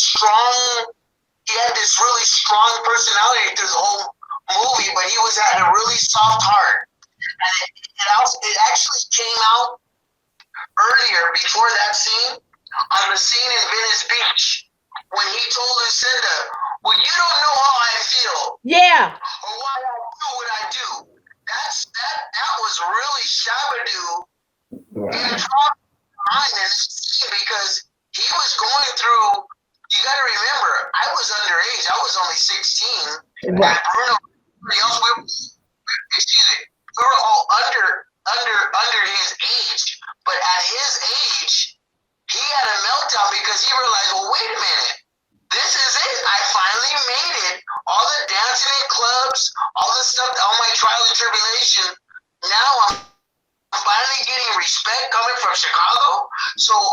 we all kind of interpreted his emotional pain. That's why those two scenes are very authentic. So that explanation is out of respect to his fans, out of respect to his kids, LaShawn Cassini, his family, because a lot of times people didn't know the backstory, but that's that. I gotta put the phone down. I'm directing, producing, and everything. Let me pull this up. So she's every woman. Were you there when they shot that? Yes. You were there because it was supposed to be Ben Loki's thing. Exactly. And he was like, oh no, there's no stopping us now. Yeah, no, I was there for that. And I remember that moment. Let Finest talk. Hold on. Okay, go ahead, Finest. I remember that moment again. Yes, because I was in Franco's troupe that was auditioning for this production, and so I was definitely there, and it was definitely a surprise to see Shab break down like that. But it was really a great moment in the film because it allowed us to see. I want to pull that in there. What was the feeling like in that moment when you guys were shooting that, and to watch them go through this dance transition? Well, I mean, again, like in most films, of course, everything is kind of piecemeal. Of course, you're doing things and you're repeating them over and over and over again. But it's a moment where they actually captured Shabba Doo having his emotional, vulnerable moment. Was just again one of those kinds of things that happened towards the end of the shooting process. It was because of the way that we were trying so hard to actually film it so quickly. We kind of went chronologically. So that was towards one of the ending parts of the movie, of our shooting experience. So it was really an amazing moment to be a part of. I really do remember that moment very clearly, very vividly. And that was that There's No Stopping Us or Street People. That was before Street People. Oh, that was yeah. It was just that was before. I cried when we ended that song. Really? It was so emotional. The song was so emotional when we saw that. And it was an emotional time in the studio with that scene going on while we were singing it. Yeah. It was like, wow, this is deep, This is deep. Yes, look at that. Street People. Are you gonna play it? Mother Dean, are you gonna play it? Oh, there it is. Yeah, there it is. That's the scene. And I noticed, Shrimp, in this scene, you put your arm down. You see, you're rubbing his back. I noticed that last night when I looked at it, that you rubbed his back like you were comforting him. That's what I was trying to explain to you. He had a meltdown, and even at my age, 16 years old, I realized, okay, what happens when you have a friend or a family member that's crying? You comfort them by rubbing them and reassuring them. Shabba Doo was literally shaking. His body was shaking because it was hard for him to get his composure. He literally, I don't even think he knew what to expect. It's like when we did that scene, and you can see, if you look at that scene, I mean, you can see him stirring up with emotion. Ozone, street dancer, and I mean, he had fire like a lion, and he really put 100% into that. But after he realized emotionally what was going on from the whole production, he just really broke down at the end when they gave that standing ovation. There was something more personal to him. Of course, my rubbing of his back was a sentimental reassuring a friend. It's going to be okay. Almost like the baby has colic. You rub him to reassure him. Shabba Doo, I was trying to do my best as a minor to get this grown man who I wasn't really used to seeing grown men with that much testosterone crying, but I understood he was hurting. So that was a very personal scene, and you hit it right on the nose. I mean, the thing is, this man had worked his life to try to elevate the respect of his dance form, and even in that film, he realized, wow, This is a fabulous Mother D. Yes. Honey, go on, Shrimp. So as I was saying, that's a very real scene. Remember, we weren't actors, we were dancers who were given lines. So everything from my comedy to what he did was all improv, and we had to just interpret it once we were in. Yeah, back to what you had mentioned earlier. Shrimp, hold on. I'm gonna put the whole scene in. Just a moment. I gotta go and get the link and put in the whole thing. So, you honey, I'm every woman back at work. You are every woman. I don't have a staff. Thank you. This is phenomenal. I really want to thank you. This is phenomenal to bring everyone together like this. Well, that's what I'm all about. You know, we're all coming together to show love, you know, for the godfather of street dancing. And you know, Toy, you being from Chicago, you know, we lost the godfather of house music, Frankie Knuckles, several years ago. So, absolutely.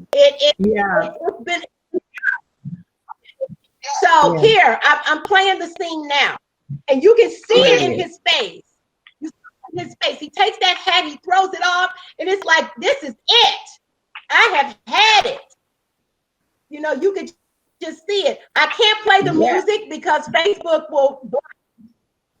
Oh, believe me, I know. Right. You know, I'm so sick of Facebook. They you know, but you see the emotion.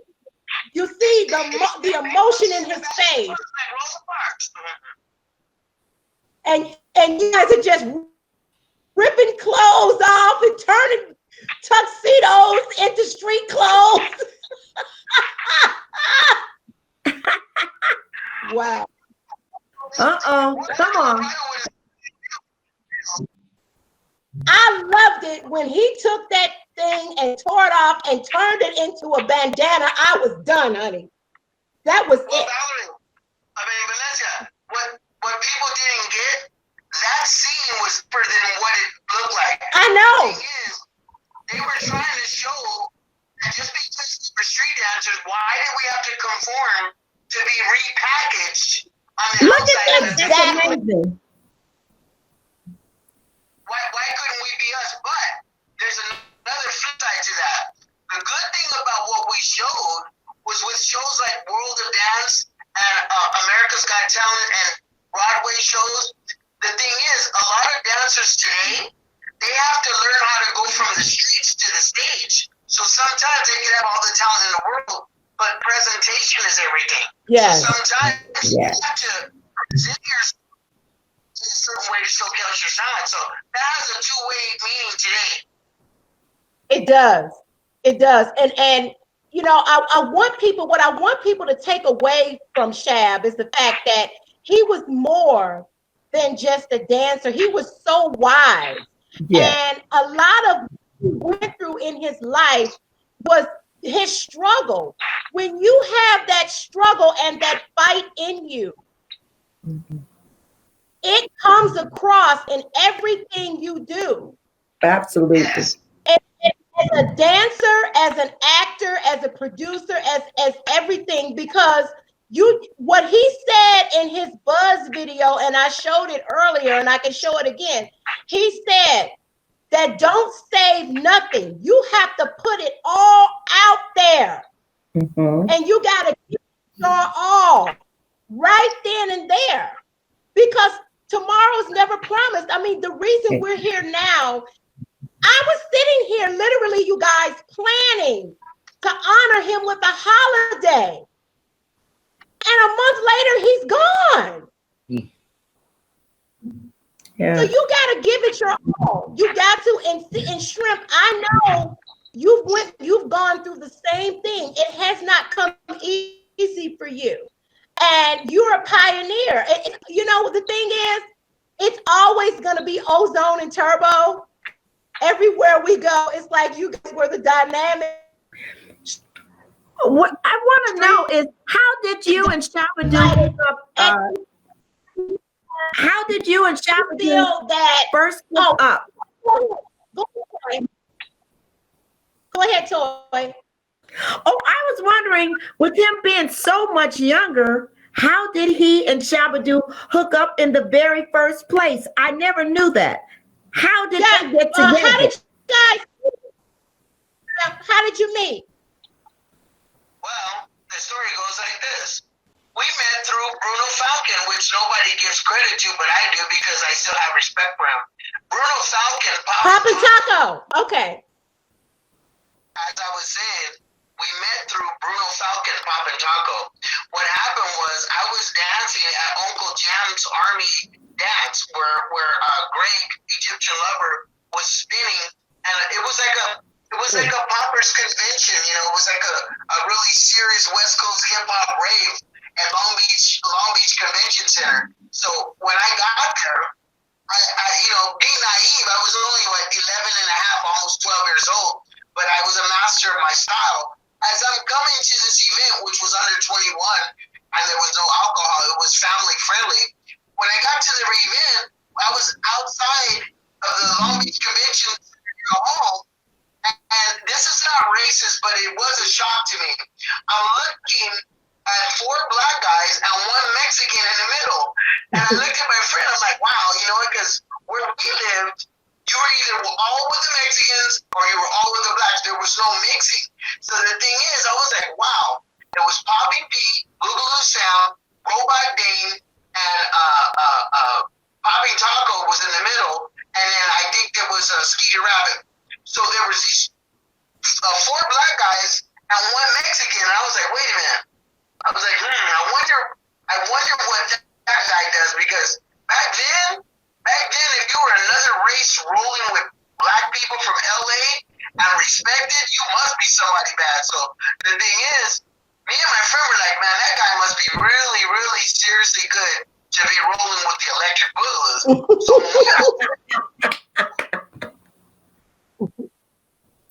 when we got into the convention, it looked like a scene from the movie The Warriors. I mean, everybody was just dancing, and it smelled, it was sweaty. It was just people just going at it, because everybody from LA and the outer cities were trying to battle to get bragging rights to make names for themselves. So the thing is, a serious historical day for the dance, because all these people were battling each other from all the cities in all the valley, San Bernardino, everywhere. And Bruno had a sarcastic look on his face, like, really, are you finished? Me and my friend were like, this guy's very arrogant. He's just laughing, like, what has he got? I'm telling you what. When Bruno danced, it was like Yul Brynner in Moses. It was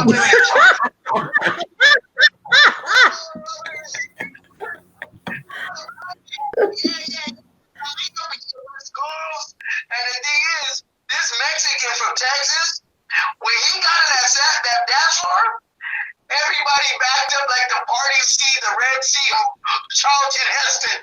They were like, oh, Bruno, everybody backing up. They were like, oh my God.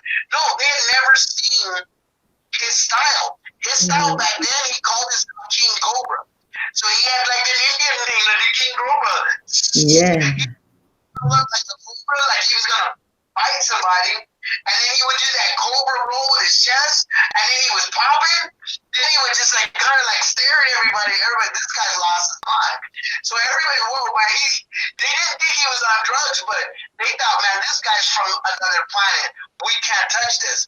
Nobody in that room challenged him, but they were shocked. And I was curious. I was like a little kid in a candy store. I was like, oh my God, teacher, that's my teacher. I was like, oh my God.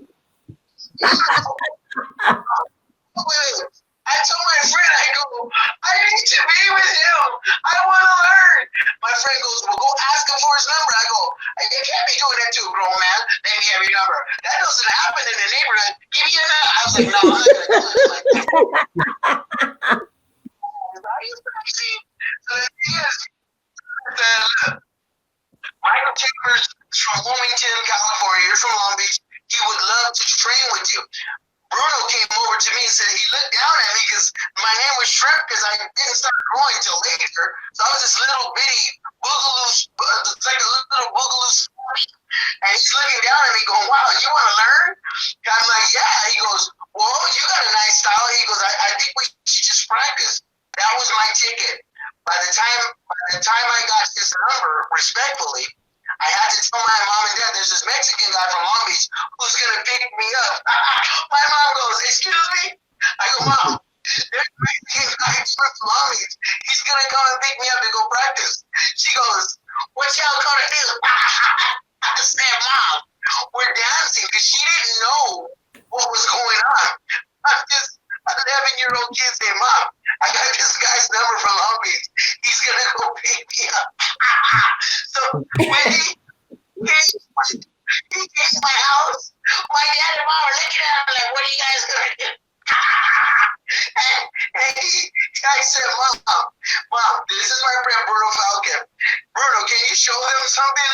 And when he started pumping, they were like, oh my God.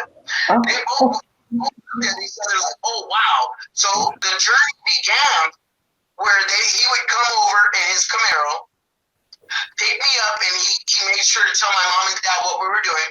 He picked me up. We went to Long Beach. I met his mother, his father, his uncle, his sisters, and we were in the garage, and everybody was watching us. And I tell you, it was really a historical time, because we were exchanging styles. He had the boogaloo style, the snake style. I had robotic animation.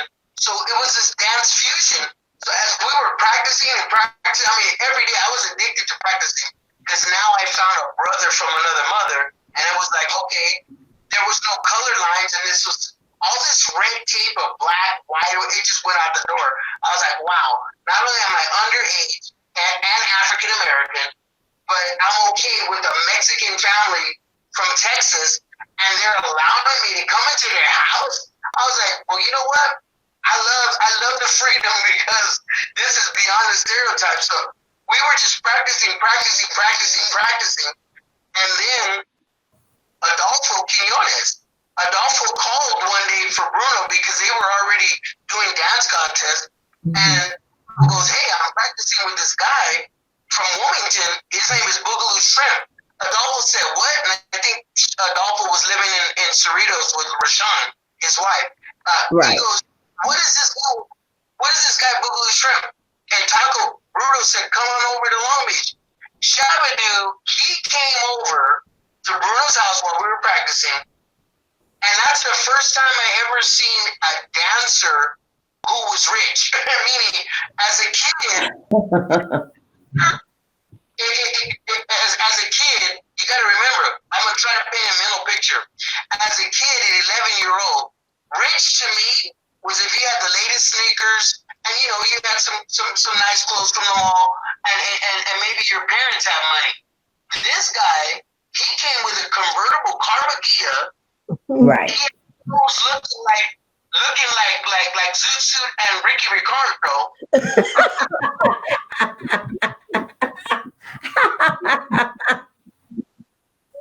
He smelled better than my mom and dad's cologne. He had his own cologne, because I never smelled anybody like that. He had his own cologne, and he had a manicured mustache, and I'm like, and he was real chill, and I was like, wow. And he goes, yeah, I'm Shabba Doo, and I was like, whoa. And he goes, I'm from the Lockers, and Tony Basil and Rerun. I knew Rerun from What's Happening, but he dressed better than Rerun. So I was like, they always say, if you're gonna get out of the neighborhood, follow the rich white guy or the guy with the money who does it legal. So I was like, okay, well, he ain't selling drugs, mama, but he's got money. So I was like, okay, let me do everything.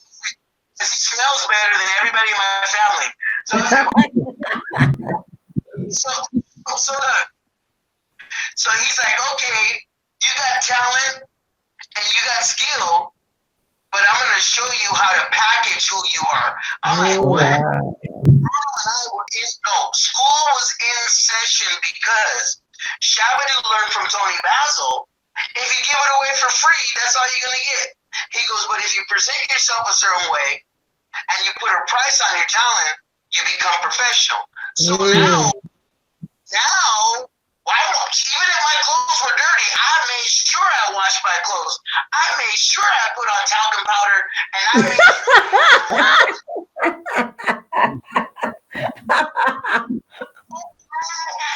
I had contained my funk. Because dancers, you get musty. I didn't see. Okay, James Brown. Oh my. So the thing is, by the time I came in the room, we all smelled good. I went from street to class. I was ghetto. He showed you how to brand yourself. Yes, yes. Yeah. Shrimp, I want to ask you, do you feel now, because I know it's been a lot to process at this point, but do you feel now more pressure that he's out of the flesh now to carry on the legacy of the breaking franchise, and then with the breakdancing going to the Olympics? What do you feel like? I'm going to answer your question. Not at all, because I never said and I never felt that the dance relied on myself or him.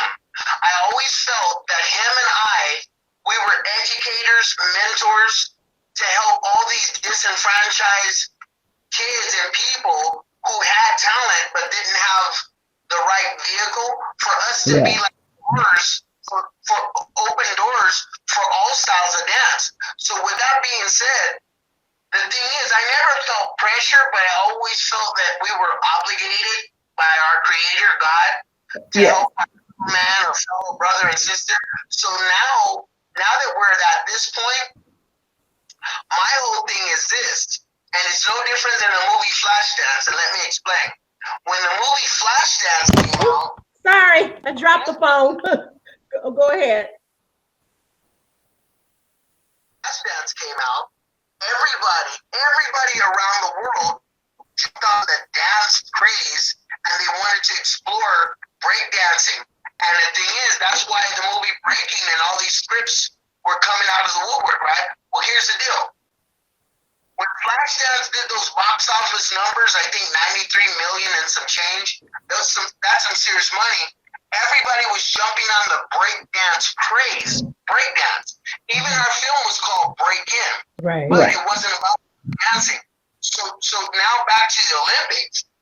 The Olympics has now got attention for breakdancing. Not popping, not locking, not this. So for me, this is a really good, important time to let all styles showcase, because here's the deal. Breakdancing is from New York, and that is on record. It came from New York. Rocksteady Crew, New York City Breakers, they started that craze years ago in New York. But the lockers, the electric boogaloos from Fresno, the lockers from Chi-Town, and then LA, Fremont High School, Hoover. Everybody that paid Mavic Flat, everybody that helped shape West Coast dance. The thing is, now I feel, now that the breakdancing is in the Olympics, all of us and the pioneers from Soul Train, Demita Joe Freeman, FAWN, Yes.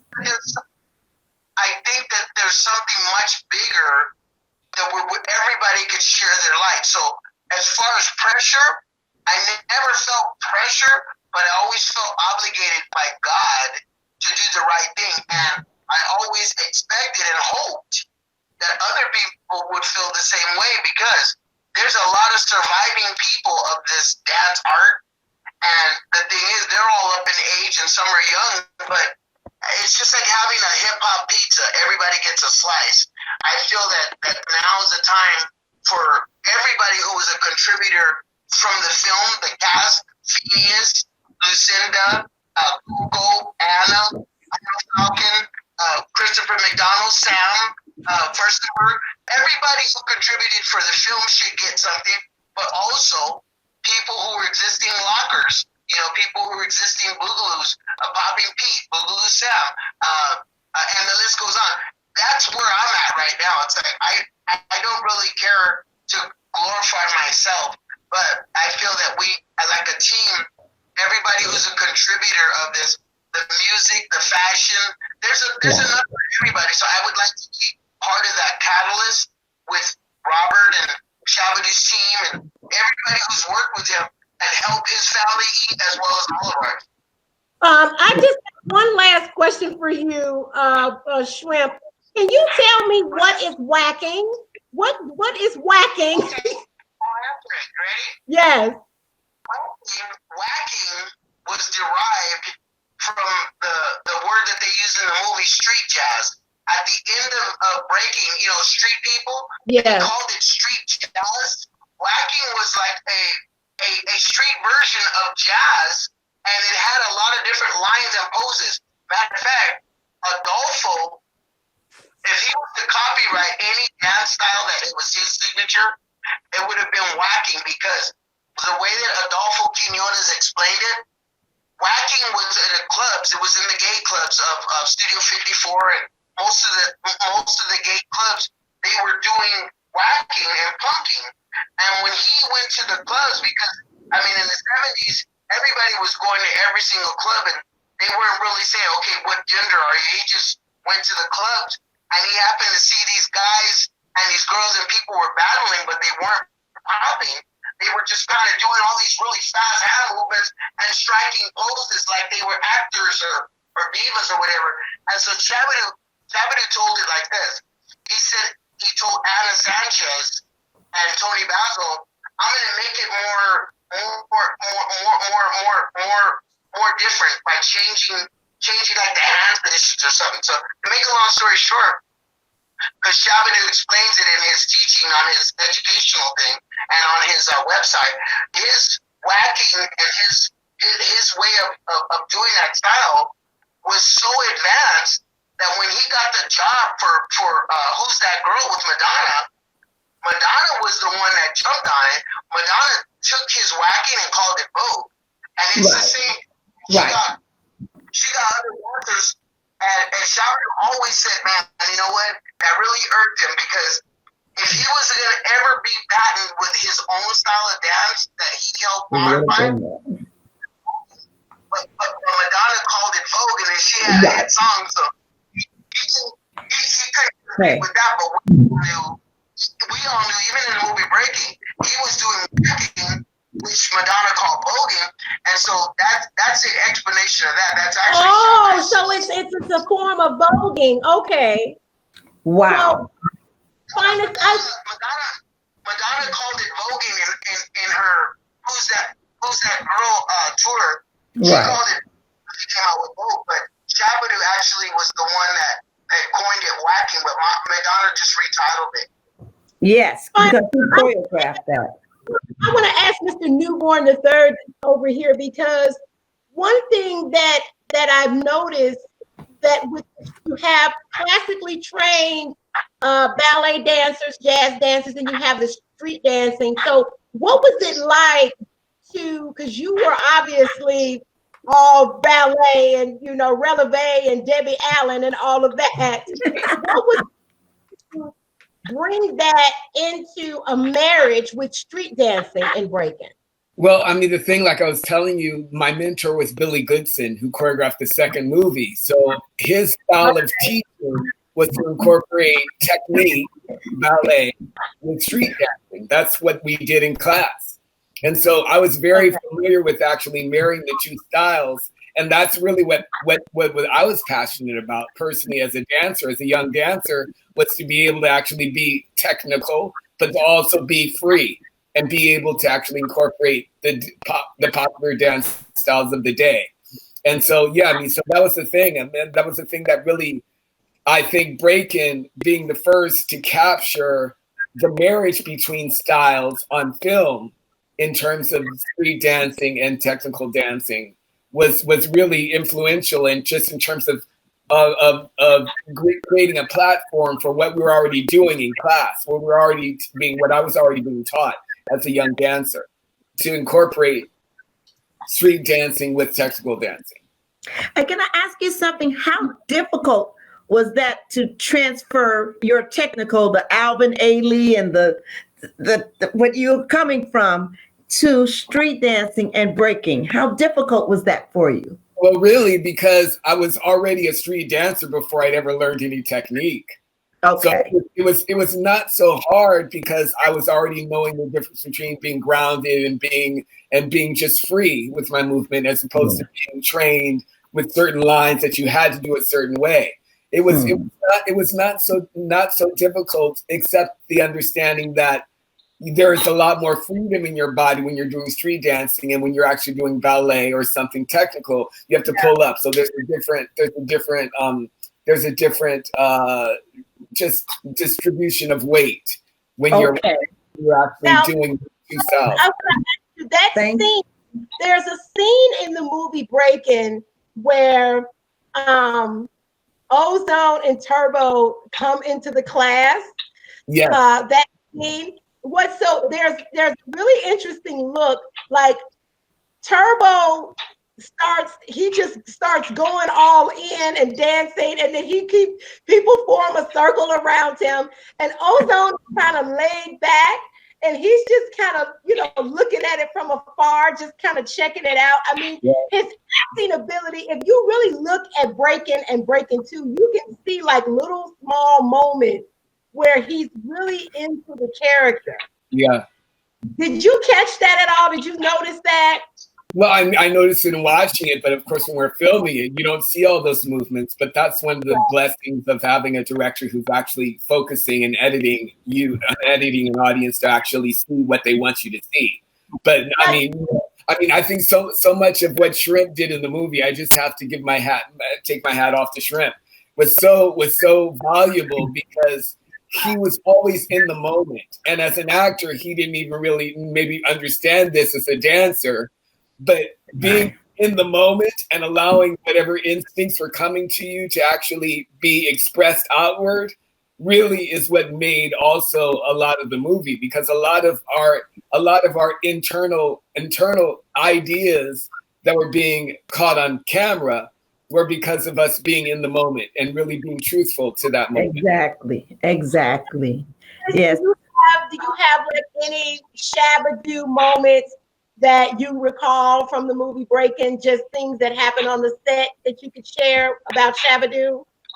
Well, I just always remember Shabba Doo just always expressing love and respect, especially for other dance forms. He was not arrogant in terms of thinking that his style was better than any others, but he was always open and willing to give respect to those other people who had mastered their craft. So I really appreciated Shab, especially for me personally. I was kind of the LGBT portion of the film, and for him to actually embrace me as that character, and also allow that in terms of just the dynamics of the film and what we actually offer to creating a different view of LGBT life, which was not negative and not depressing and not suicidal, but happy and joyful. And just his ability to also just embrace me and my character as being that part of the mix of the ingredients of the soup was just really special to me. I mean, Shab was always just very respectful and just very, very open and loving to all of us. And supportive. And I noticed that, watching him dance, especially in street dance, I saw a lot of ballet. And I was like so impressed, because here's a guy from the projects of Cabrini Green in Chicago. And for those of you who don't know, those are those projects that you see in the TV show Good Times in the opening. Right. Yeah, I was like, what? I was really impressed with that. It was amazing. Breakin' and Breakin' 2 meant a lot to me as a child, because, I didn't even know at the time that Shab was from here. But I went to the movie theater and I saw both of those films. And when there's a moment where in the beginning of Breakin', where you see all the women in the theater was like, oh my God, who is that? He was so it's like, Michael Jackson was my husband, but Shabba Doo was my boyfriend.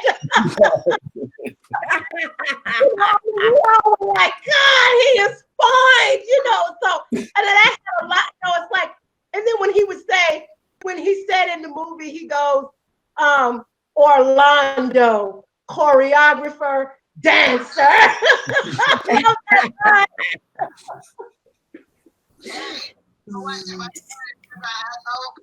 we would go to places in person, the girls would be like, you know what? He's fine, but he's funny.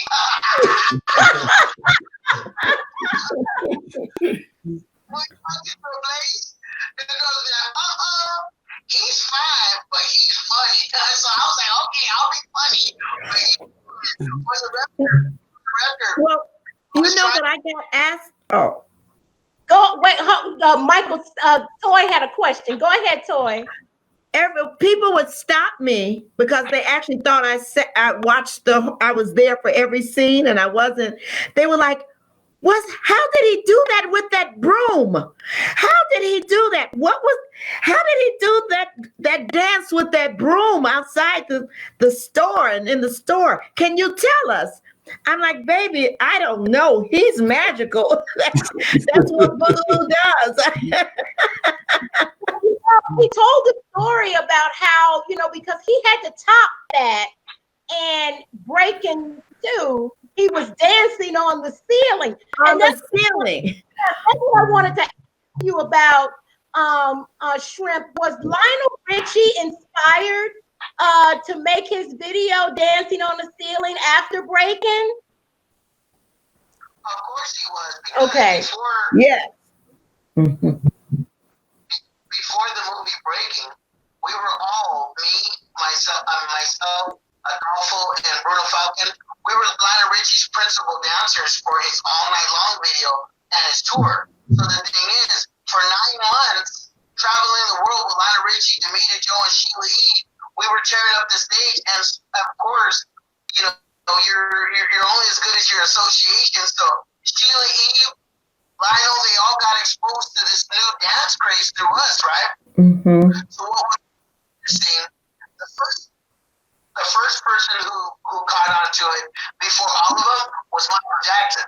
When Michael Jackson and Lionel Richie wrote "We Are the World," right, at the end of the All Night Long tour. At the end of the All Night Long tour, Michael came backstage at the Universal Amphitheater in disguise. And that's when we actually really stepped it up with working with him. Was that picture with him in the afro? Yes, but my point is, when I said that's when we stepped up, actually working with them, the we is me and Bruno Falcon. Okay. By the time me and Bruno finished working with them, the rest was history, because I had my own style, which was liquid animation based on robotics and Ray Harryhausen, and Bruno Falcon, he knew how to choreograph popping. Popping has its own choreography and its own counts. So I was never a choreographer, but Bruno knew exactly how to do 8 counts. That's why when Michael got a chance to do Captain EO and Smooth Criminal, when you see the popping numbers, they're really clean because I was choreographing that. Back to Lionel Richie, that was going on with Michael Jackson. Lionel was jumping on the bandwagon, and at the American Music Awards, AMA 1984, when Michael was there, Sgt. Pepper jacket and Brooke Shields, and Lionel Richie opens the show and he says, "You know what? I taught Michael a few steps and his career's gone to orbit." And Lionel Richie simulates doing the whole one. So Lionel jumped on that story, but later on, after we did BREAKIN 2, Lionel Richie realized, okay, I'm gonna jump on it again, and he actually wrote a song called "Dancing on the Ceiling." So that's how that all intertwined. Oh, Sam, that's amazing. I want to ask you about shooting at Miracles. What kind of building was that, and was the building unsound? No, when you got Miracles. Listen, we shot most of the movie was filmed in a neighborhood in Los Angeles which is called Boyle Heights. It's the east of Los Angeles. It's the east side of the river. It's Boyle Heights. This is one of the earliest historical neighborhood of Los Angeles. And when we were shooting there, it was mainly Hispanic in population. It was like you're transformed to Mexico City. But originally, it's a Jewish neighborhood. This neighborhood was established by the early Jews who moved from the East Coast to the West Coast. And this building was actually a synagogue originally. But when we were shooting there, it was already a community center. And even today, until today, it's still a community center. It changed. You know, it used to be a church at times. Right now, it's a community center, but it's a prominent, beautiful building right there. Yeah. And originally, it's a synagogue. When you walk in, there is still Hebrew writing on the walls from the original. Oh, wow. And so it's very, very interesting. So Sam, I want to ask you, because we talked earlier about Shabba Doo being on the roof of that building. He was way on the top. And then there's a scene where he takes this rope from the lamppost and slides down. How did you all shoot that? That was just amazing. I was thinking, last night I was thinking about it.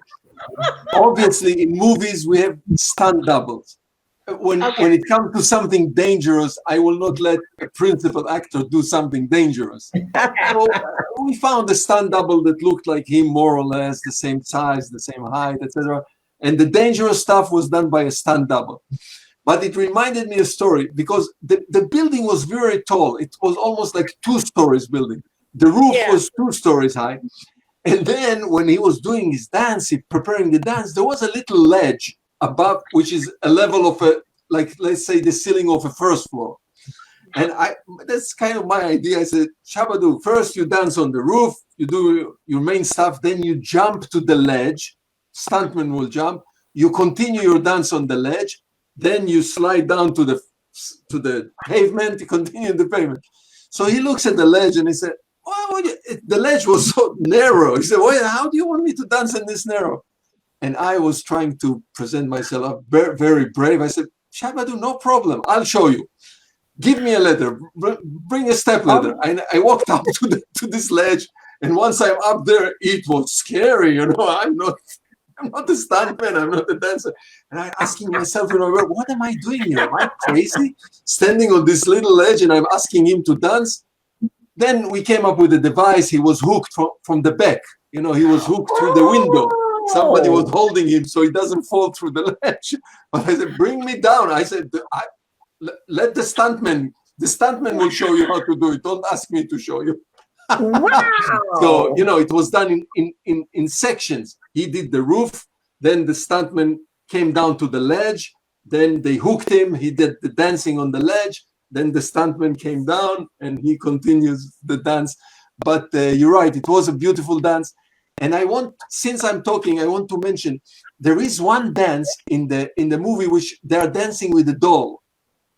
Shabba Doo, Shrimp in the room with a doll.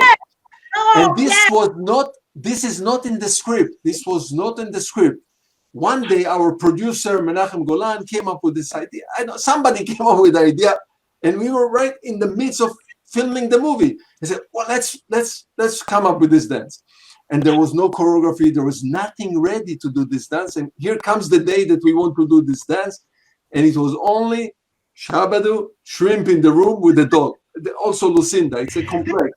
And so they just came up with the dance right there on the spot. They improvised it. They did it. Wow. It is not a break dancing style type of a dance. It's a different style. I don't know enough about dancing to tell you which style it is. but it was not a break dance. But they came up, you know, so we gave them like 2 hours, let's say, while we are preparing the lights. They came up, choreographed this dance, and they had to dance with the doll one time with Lucinda, one time with the Sabrina, and one time with the 2 of them. So it was done 5 times, repeating the same dance with different combinations. It was beautiful because you were talking Phenomenal. about different dances, different style, different dances, and how they came up. So they came up with this right on the spot as we were there inside this room, which was on a stage. Now, you know, Wow. Sam, what was so interesting to me, what I discovered last night, because I said, you know what? You told me that you were going to come on, so I said, let me go back and watch Electric Boogaloo. And what I discovered was the scene in the hospital. That was like the hospital scene. That was, wait a minute. Shabba Doo was dressed like a doctor. What the irony in that is, he was Dr. Boogie on The Big Show in 1979 on NBC. Right. So it was like, I'm gonna show a clip of that. Finally, I'm gonna have to pull the clip in, but I'll bring you back in. Go ahead, Sam. But from what he told me later, it was derived from this scene, from the Boogaloo Doctor, he and Shabba Doo and Billy Goodman that you mentioned earlier. We were in the hospital, and it's pretty. We couldn't come up with something lively, something interesting, something great about it. So between Shabba Doo and Billy, they say, okay. And Shabba Doo brought out this character, and he said, "Okay, let's do with the fantasy, with some nurses which are fantastic from a fantastic world, not real." And they brought some dancers from Las Vegas. Those are professional Las Vegas dancers. This is it. You can see it right here. Correct. And it was derived from this. He took his inspiration from this scene. Right. Exactly. I was like, that was so amazing to me that he was like the dancing doctor on The Big Show. Right. It's just like when I spoke to my sister earlier, the coincidences in Shab's life is amazing because his sister FAWN called him Special K because her nickname for him was Gucci. And so she called him Special K, and she said it was just a coincidence that Lucinda was Special K in the first movie. But you see, so doctor here. As I learned later, it was inspired the big hospital dance that we did with many dancers was inspired by what we see now on the screen, which and he told me the story. So he brought it up to Billy Goodman, which was the choreographer, and together, and Billy made a telephone call to Las Vegas. He brought those 4 dancers from Las Vegas, and they choreographed it, and they did it right there on the spot. But it was inspired by what we see now on the screen.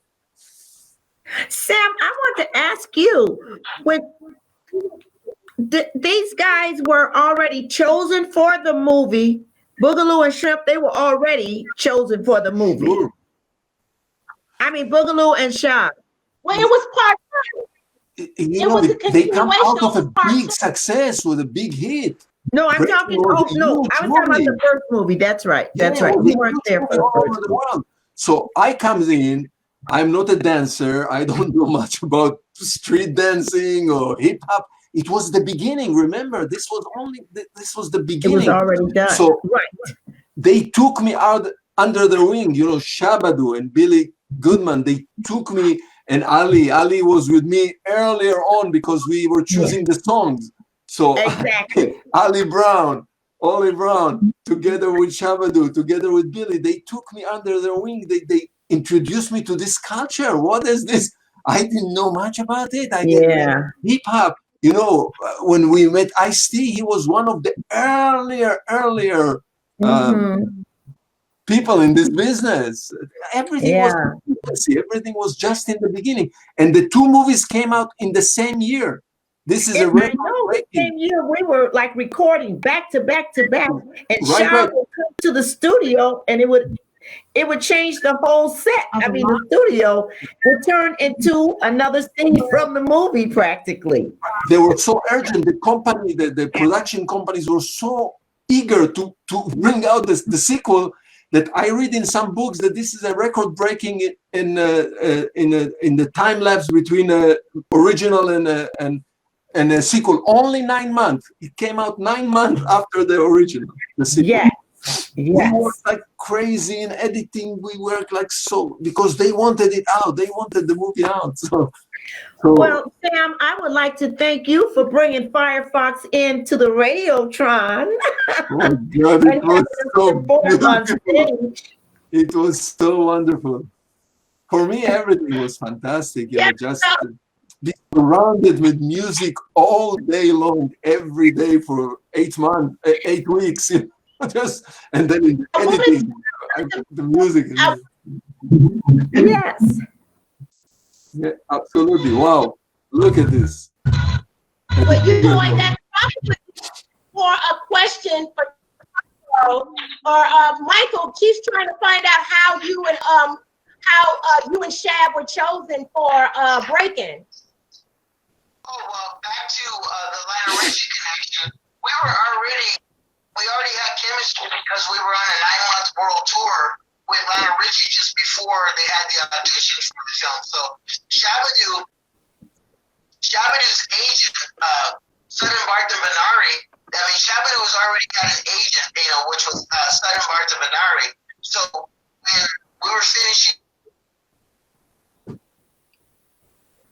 to the show, and backstage that day when we took that picture with Michael in disguise, Von Hart was there and he's seen me performing and he said, "Hey, Shabba Doo, I got the script."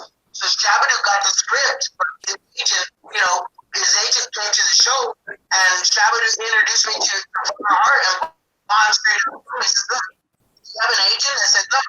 He goes, "Well, look, based on what I've seen today, I'd love to sign you."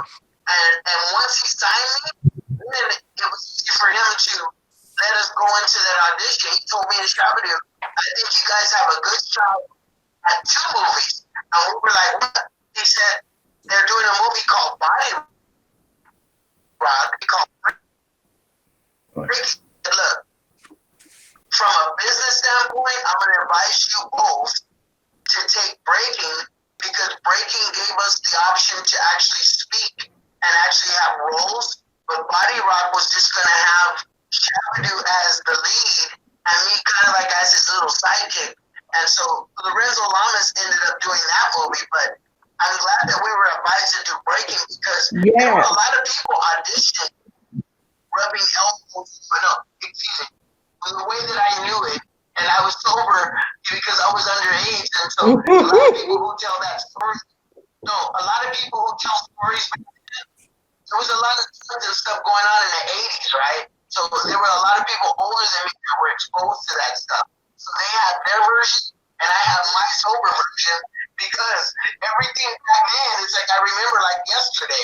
So for the record, the way I remember that audition, which was at Crossroads off of Sunset, there was a line of dancers. There was a lot of people who came in, and Menachem and Yoram Globus were pairing who these felt the characters were. So I remember Cooley Jackson from Solid Gold. He went in with somebody else, play Ozone and Turbo, and there was a lot of reading. When Shabba Doo went in there, it was a lot of stuff that was off page because we walked in and we had our chemistry because of the tour. So we were doing our little shit because we were on tour for 6 months, so we had this chemistry going. And Shabba Doo would, I'd be like, "Yo," we would read something, and I'd be like, "Shabba Doo, is it time now?" I'd be like, "No, be cool, we'll get them."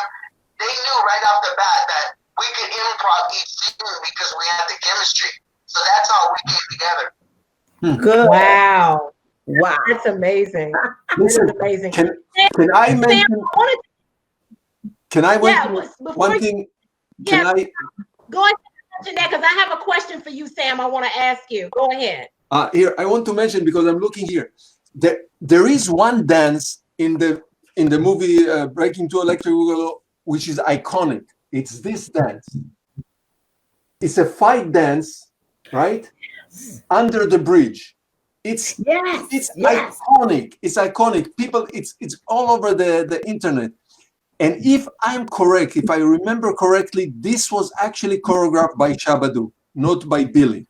Billy Goodson choreographed all the fight, but they came to this, and because they already knew I directed 2 martial art prior to breaking to Electric Boogaloo. So because they knew it, to a musical.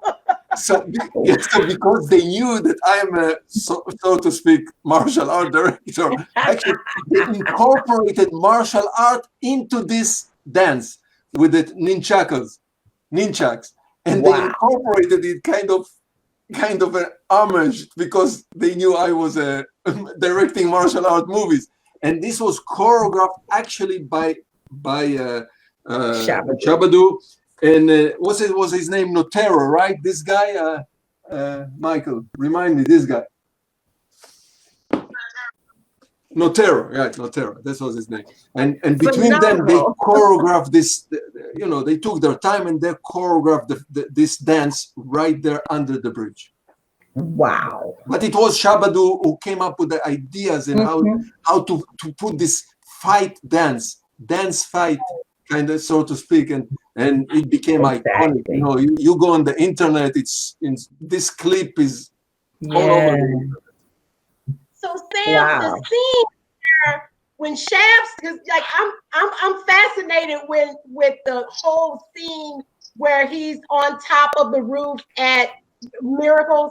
The interesting thing is that it starts with him, he comes down, and then you have all these people come out of nowhere, and you guys are like protesting on your way to City Hall. How did you shoot that and have everybody hide? Were they hiding, or did you do it in sections? It's right. It came up with we needed an idea to do just a dance number by itself. It's nice, in many movies you have, but we were always looking for something kind of additional value to the dance itself. So here came the idea that he's a magician. Supposedly he's on the roof, he's dancing, and every time he extends his hand, boom, people are popping up. He's extending his hand, so kind of, magic, and he collects the people who will walk with him to the City Hall. So, of course, this is done with the cinema magic, editing and hiding and all kind of tricks, cinematic tricks, that how people they pop up in different part of the street, and eventually he comes down and he leads them. Well, Toy, I tell you what I'm gonna do is, before I upload this to YouTube, I'm gonna put that clip in of you and the girls dancing. I couldn't get it. It was so hard for me to get it. You guys trying to find. You gotta watch. You gotta get it from the entire film. There's no clip of it. You gotta watch the whole movie to get it. You gotta video. There's no, like, I couldn't find a clip of just you guys doing Radiotron. So I have to tape it off the TV. Yeah, from the movie. Take it out from the movie. It was a little funky little thing, how they just danced and carried on. You and Paulette really killed that scene. I mean, you guys. Thank you. The bandana. That was Paulette. Paulette had on the bandana, and I had on the little short leather mini skirt. Ready, baby.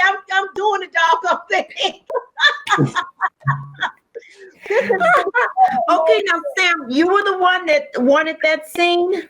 You were the one that said, who brought me and Paulette in there on the Radiotron? I remember that originally in the script there was because it develops into a fight. They are fighting, the two groups, the competition. But I always wanted, I love music and I like groups. I like groups on stage.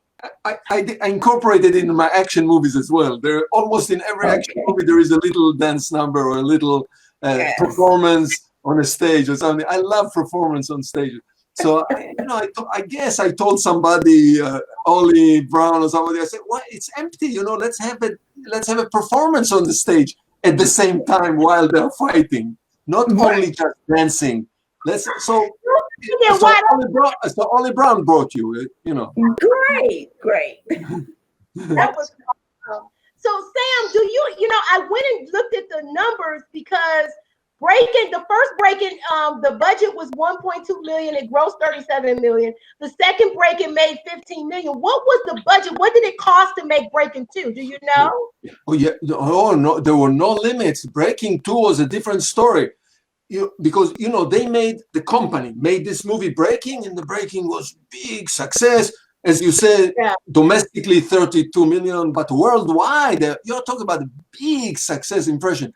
Now they wanted a sequel quickly, and they were successful pre-selling the sequel to Columbia Studio. Now you're talking about big studio. It was TriStar, Columbia TriStar. Right. The movie was pre-sold. Now we are making a movie for a studio, for a major studio. So they opened the gates and the money. Do you know what? I would say we were $6 million, $5 or $6 million. We had 8 weeks, 9 weeks of shooting. Exactly. It cost $6 million to make the second one. It grossed 15 million. Right. So I was just reading. Yeah, I was reading some analysis. The thing what happened, remember also there were many breakdance movies happening in the same time, Right.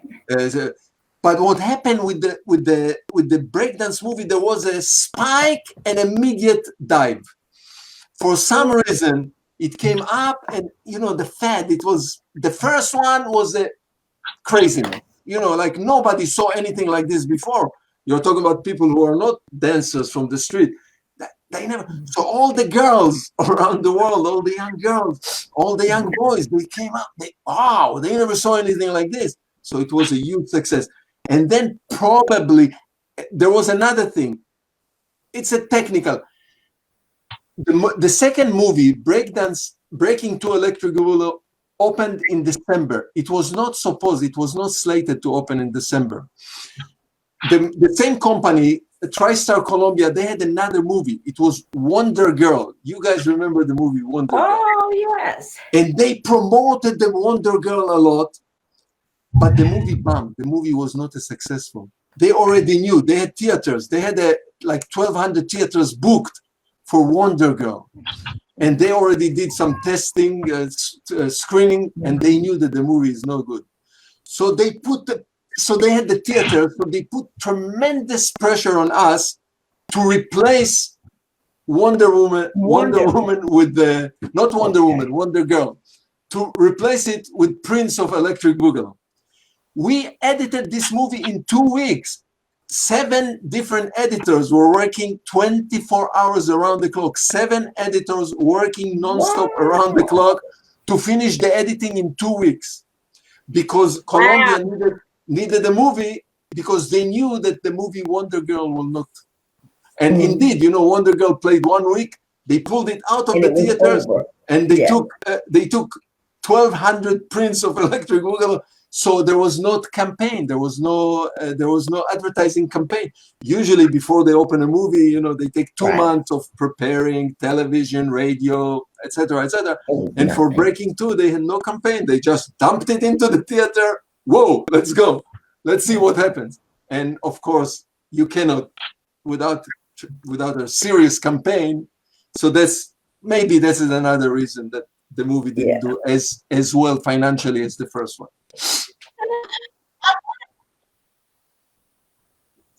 That Breaking 2 was such a musical, like it was almost like a street dancing, like a Broadway style film.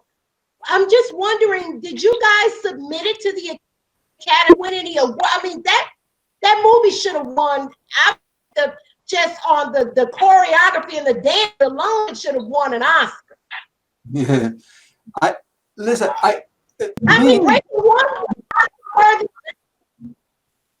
I will explain. This is a business of Shabba Doo was more involved with the company. Directors usually, when they finish the movie, that's it. We are not involved in distribution or any other elements, submitting or anything. That's the company usually.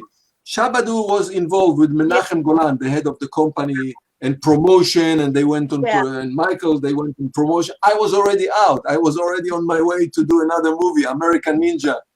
And so I'm out of it.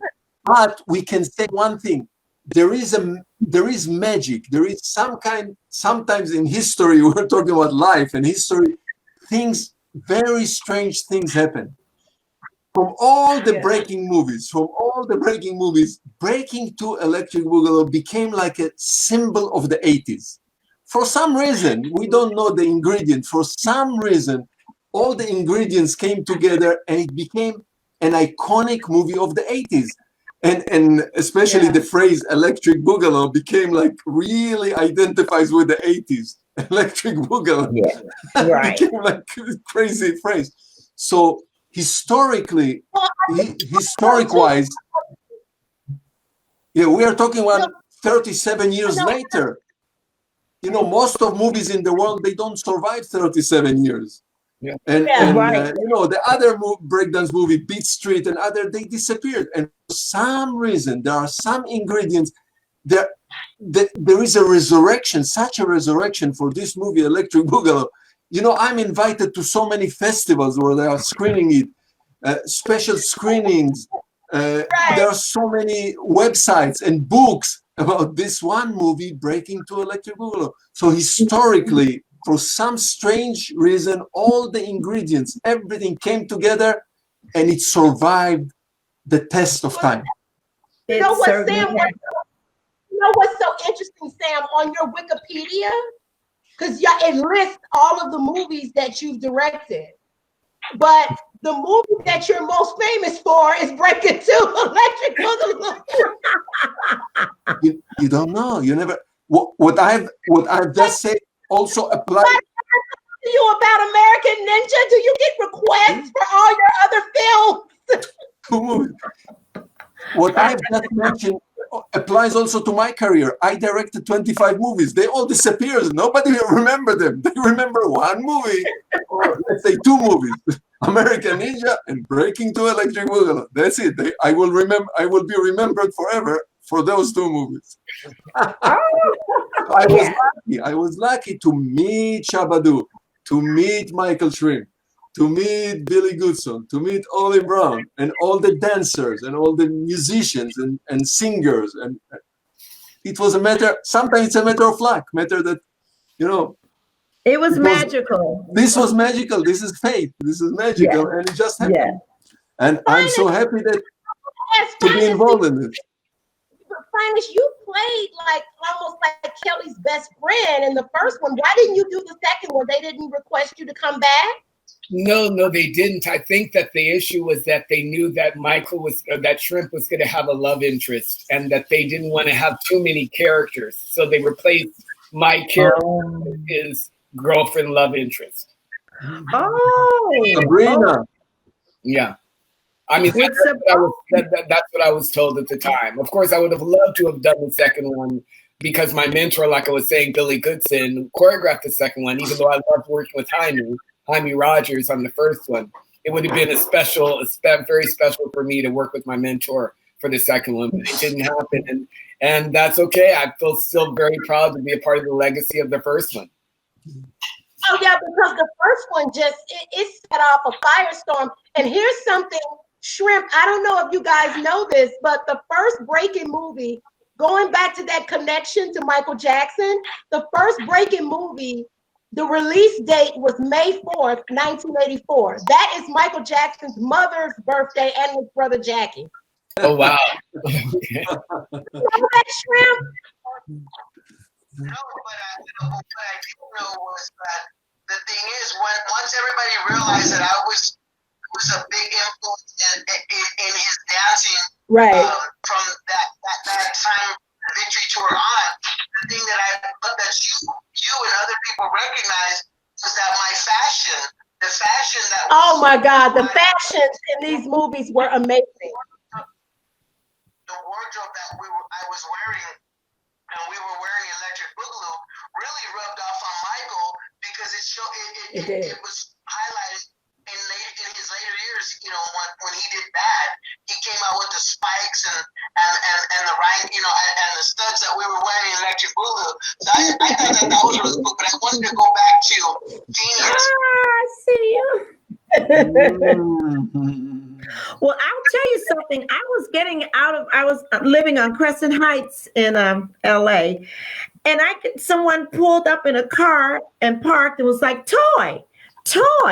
And I turned around and I saw this, handsome, fine brother in a double-breast suit.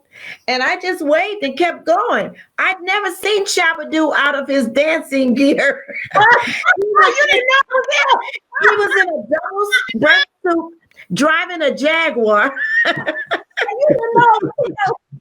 I didn't know him. I just waved and he said, Toy, what is wrong with you? I said, oh, Shab, I never saw you out of your. One thing that Shabba Doo always talked about, he talked about how that the clothes that he wore in breaking was actually really his clothes. That was his style. Yes. Mine too. Yeah, I mean, of course, they were really very, very open to us presenting the way that we would normally present. So obviously, I never went to Venice Beach wearing my sweatpants so hiked up my behind, but definitely those were the things that we would wear. If I was in a class and I had to go across the street, I wouldn't change clothes. I just walked across the street. But a lot of my fashion, I just have to let you guys know, a lot of my fashion in the movie, in the first movie, was because of Billy. I literally modeled my whole look after Billy. So whatever Billy would wear in jazz class, I would wear the next day. I was a little Billy. So when I went to audition for the movie, I actually wore things that I thought would basically express the character that I was being asked to play. And of course, most of the things were out of my closet. When we started shooting, they said, just bring your own wardrobe. Bring your own wardrobe. Wear whatever you want. Now, hold on. Go ahead, Shrimp. Shrimp wanted to say something. Go ahead, Shrimp. I remember when they gave me the line when we were on Venice Beach, and they said, okay, when you meet Phineas, you're gonna call him Cup. So I wasn't an actor, so I had to interpret what that meant. And so for me, of all the people, of all the dancers with all that testosterone, I always known that Phineas was always the nicest person. So when he smiled, he had dimples. I always got happy when I got cupcakes for him to eat. It was like, you can make me smile as a kid. Give me some food and I'll smile. Right? So when I said cupcakes, it was because I wanted to have a smile on my face like Phineas. If you look at Phineas, all through the movie, he never really got upset. He always smiled. So my whole thing was like, I wanted to smile. I was like, stop throwing or being mean. So I had to give it to Phineas for helping me pull out that one thing, because when I said cupcakes, I was smiling, going, God, almost like a baby. When parents try to make a baby smile and they gotta go, and that came out really good. And a lot of the lines that we did were improv, so I had to draw from my resource, whatever the resources were. And so back to the fashion, I remember that the wardrobe people from Canon came to my house and they were labeling my clothes in my closet. And they said, okay, we're going to pick out certain outfits for the turbo scenes. So yeah, Shabba Doo was able to use his clothing, and I was able to use clothing. That Yana, the whole Japanese thing. Before, when I told you we were all on tour with Lionel Richie, we went to Japan. So I was like a tourist. I went to the duty-free store and bought my little bonsai bandana, my Godzilla shirt, and sure enough, they put it in the movie.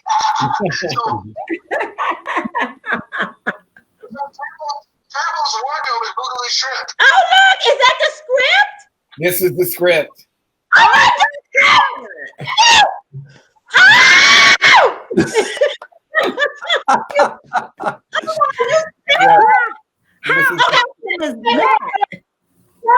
Wait, hold on. Wait. Why didn't you tell me I was mispronouncing your name? It's Phineas. But it's interesting. It's interesting, Mother Diva, because you actually pronounce my name the way they do in the South. because they always called my dad, who was a very famous pianist, Finest. And in Chicago, I have cousins in Chicago, and they still call me Finest. Wait a minute. Finest Henderson? No, Phineas Newborn. Phineas Newborn Jr. is my father. He's a in Chicago, are you related to Hendersons? No. Okay. Just newborns. I need a wide screen. I got to pull everybody out. Phineas, we got to get with this script. Wait a minute. Oh my God, I cannot believe it.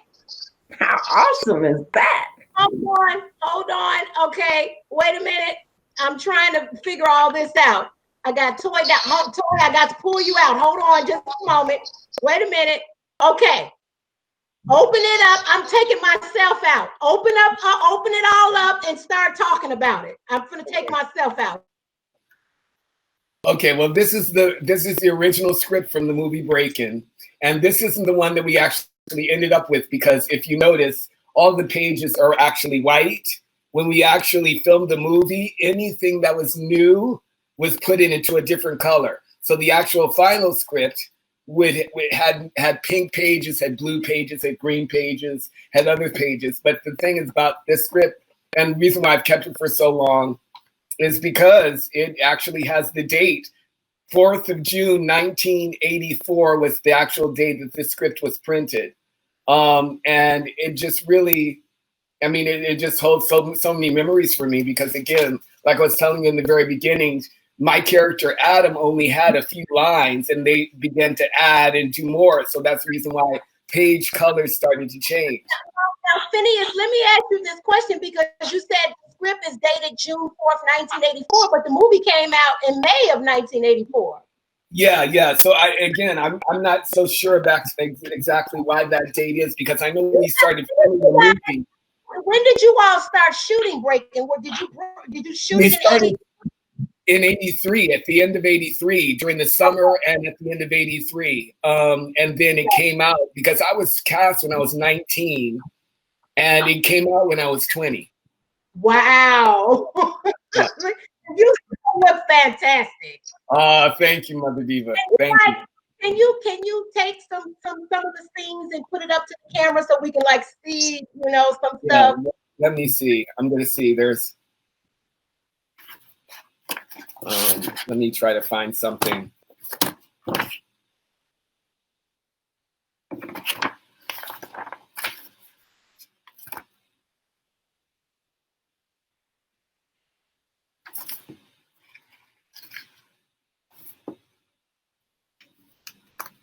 Okay, go ahead, Shrimp. Go ahead. Sorry, okay, go ahead. Yeah. Let me see it. Shrimp. Okay. Kelly Ozone. Yeah, he can hear you.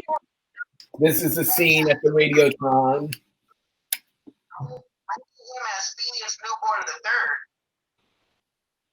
Wow, he said he knew you as Phineas Newborn the Third. Okay, Yeah. So let me wait. Put it back up there. Let me take myself out so I can get a wide shot. Put it back up there. That's the Radiotron scene with Ice-T. This is.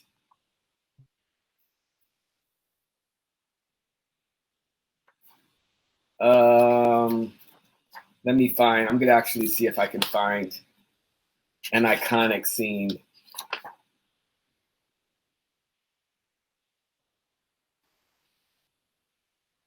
Oh, you know what?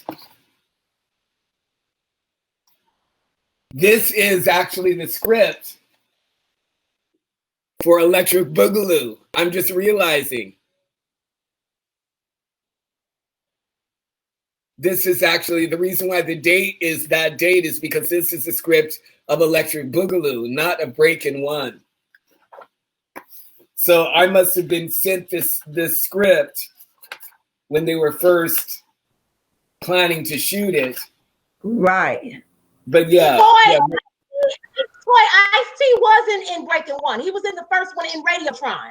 Yeah, he was in Breaking 1, but not in Breaking 2. But this script is actually of Electric Boogaloo. He was in Breaking 2. Yeah, this script is of Electric Boogaloo. He was in both movies. Shrimp. Was it Ice-T in Breaking 1? Yeah. He was in both movies, Toy. He was in Breaking 1. Yeah. I have a fun story about Ice-T.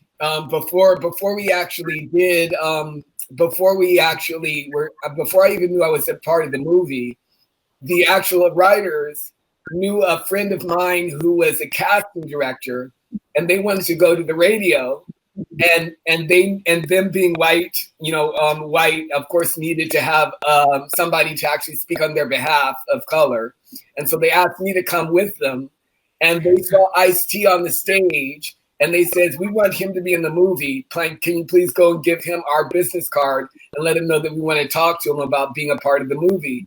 And so they gave me his card. I went to Ice-T and I said, "Ice-T, this is a film. These are writers that are here. They're filming this movie called BREAKIN, and they really want you to be in the movie. So give them a call." And that's how Ice-T was introduced to the writing staff of BREAKIN. Wow! Because they Sam,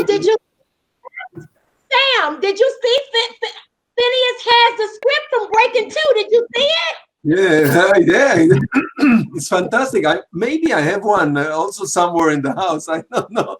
I probably do. Oh, amazing. Listen, I will tell you something about Ice-T. I also have a funny story about Ice-T. Ice-T came to the club, to the Radiotron, and he performed. He broke some records and he performed. And then we brought him again to the end of the movie, to the final sequence in the movie. He comes out on stage, and in the club he did his own number, whatever he came up with. In the stage he had a written song. We wrote for him something. Somebody wrote that had to do with the story, with promoting, collecting money or something like this. Okay, he did it. One day he was there a few hours, disappeared. Bye. Years later, I'm directing an action movie. And by then, Ice-T was already an actor. Was not a rapper anymore. Was a famous actor. And he came to do a small part. And, 3 days. So he comes into the set the first day. "Hi, how are you?" I'm talking about 15 years later. How are you? We're hugging. And he said, he tells me, he said, "Because of you," he means me, "because of you, I did the worst song that I ever recorded in my career." I said, "What happened?" He said, "This one song on the stage, which I didn't write, I hated. See, after I did it, I hated it, and it's all because of you. You convinced me to do it. I didn't want to do it, but you convinced me." So that's happened like 15 years later. He told me this story while we were working in another movie. That's a nice picture. Was it eventually end up on Broadway? Were you guys gonna do some kind of Broadway situation with it, Phineas? With the first movie? I missed the first part of your question, Mother Diva. I thought because of what happened with Breakin', it was like some talks. Shrimp, wasn't it some talks about Breakin' ended up on in a Broadway? Well, I have to interject. I remember Shabba Doo was working with Anita Mann, who did Solid Gold, and Anita Mann, she's like a big time production person in Vegas, right? So I had heard some hearsay of like a Breaking Electric Boogaloo musical, like a while back. Good morning. Yeah. Fresh off. Go ahead. Did you hear me? Yes. So you guys were planning. Go ahead. There was some talk about before this COVID-19. Okay. Shabba Doo said he had a meeting with Anita Mann. Anita Mann was the lady from Solid Gold. So, and then she went on to do big productions in Vegas, like those Tommy Tunes and all those big shows. So the thing is, I think Anita Mann was trying to coordinate some sort of the breaking story in a musical or something with breaking as a live production, just because evidently they seen something there, especially with the hologram images. Of course, we were all older now, but I remember, you know, when they reintroduced Michael Jackson with the hologram. You know, yeah, and that was horrible. That was the worst hologram.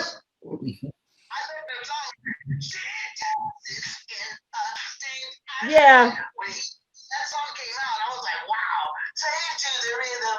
I was like, whoa. But the hologram aspect was something interesting because we've all changed from the 80s to now. Right. So I was like, wow, that would work. It made sense to do something that showed the images of us back in the day and have us now. You know, right. So I love the CGI, and I love,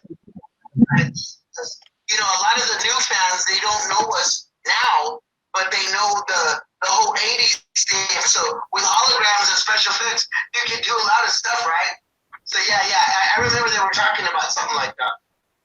That would be awesome to put, you know, even, you know, just turn it into, you know, well, with COVID, you just don't know what's going to happen. But I would say that, right, especially at the end of the first movie, you know, street people, it was that was like the metaphor at the end of the movie. They made it to Broadway. It's like it was a Broadway style production. And then didn't they end up still using some of the dancers from Ben Loki? Didn't you guys end up a part of the whole thing? Yeah. Okay, so I thought so. Yeah, exactly.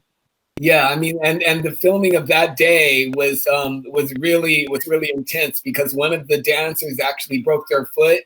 I don't know if you remember that, Shrimp, but Tony White, who was one of the dancers, was swinging on the rope. You see, remember there's a little quick pan of a guy swinging on a rope. He broke his foot during on that day of the set on the set. So it was pretty intense because again there was that huge platform that we were jumping off of that was like 10 feet off the ground, and Jaime was notorious for making you do things that you never thought were possible. And so Phineas, I wanted to share something really funny with you. In the scene at the end of Breakin', when they were doing the audition, and the older guy that's just like really distinguished, you know, me and a lot of, because I have a lot of friends in the LGBT community, we would always reenact that scene, and we would look at each other and go away. You know, we just got mad. He just go away. He was such a snob. I mean, it's just, go ahead, Shrimp. What I wanted to bring out was a much more bigger, important thing that we kind of skipped over. When Phineas was bringing out Billy Goodson being his mentor, okay, and Billy Goodson being the choreographer for Breaking 2, this was very important because when the freestyle dancers, the break dancers, and the street dancers got a chance to work with polished choreographers like Hyman Rogers, Phineas, all those dancers, they had went through the higher echelon of dance in jazz and other styles in ballet and point. So for all of us, myself included, while they were learning how to interpret our style, I was really focused on interpreting lyrical lines and all that, even though I didn't wear a wardrobe. I learned very quickly to respect point, to respect Martha Graham, Debbie Allen. I talked to Vince Patterson about this, and Vince Patterson told me this. He said the reason back in the 80s that there was an audition and a division of the street dancers, that their call was one way and then the jazz dancers was another, is because street dancers segregated themselves by calling themselves street dancers. Vince Patterson said that you were all dancers of a different style. So before Vince told me that, I understood being on the set with Phineas, Billy Goodson. If you look at it, I had to interpret being a street dancer, their choreography.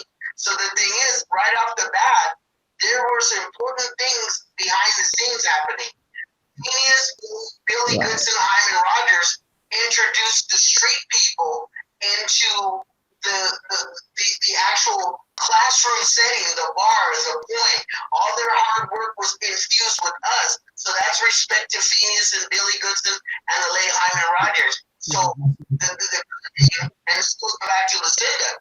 When Sam and Menachem Golan, when they cast Lucinda did do a film with Cannon, with her ninja film, but she was a gymnast. So they already knew she had agility. So big respect to Lucinda because she had to learn her style and she already knew jazz. So I kind of give more respect than most people to Phineas, to Billy Goodson. No, that's so nice. Right. Thank you so much, Ren. That's so sweet. Yeah. In history, like dance fusion, all styles.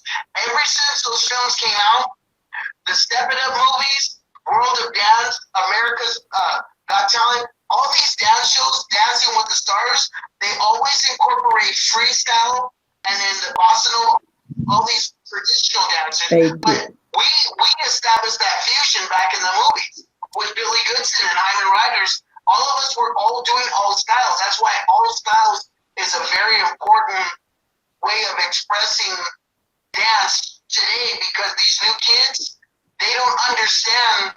They understand hip hop, but they don't understand why it's important to learn jazz, ballet, tap, learn all styles, because everybody matters. I would love to bring this back to Shabba Doo, because again, what Shrimp is expressing is, I think, also Shabba Doo. Yes. Okay, this is what I need you guys to do. I cannot end this without getting Toy and Paulette in here. I need you to keep talking so I can go get the video. Okay. So keep talking. Okay. Listen, one second, my friends. I have to leave. It's 3 o'clock. I have to leave you now. Okay. It was so. Thank you very much for bringing me in. Yeah. My pleasure. I'm gonna go get the video of Toy dancing and so keep watching. Okay. I want to get that we'll book. Contact through the Facebook. We can all contact through Facebook. Easy, Sam Firstenberg in the Facebook, and then we'll continue and we'll talk about other things. And I'll show you a picture. Thank you so much. It was pleasure. Okay. Fantastic. Thank you so much. Pleasure. Thank you. Thank you, Sam. Bye-bye.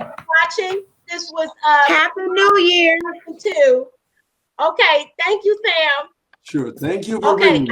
Well, I'll keep talking. Keep talking. Yes. Video. Okay. Okay.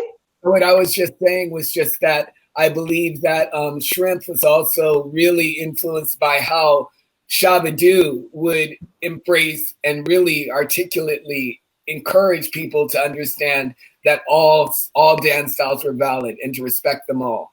So again, I believe that that's a huge part of what Shabba Doo meant to us on the set, by just allowing us to all feel equal, feel equal. And that was the importance of all. It was a combination of everything that made it work. This is what my mom used to say: label yourself, you'll limit yourself. Exactly. Don't label. Just do it, because you can do all. Yeah. You can do all of it. And again, I just want to reiterate just the idea of holding the mantle of the LGBT community in this movie. Yes.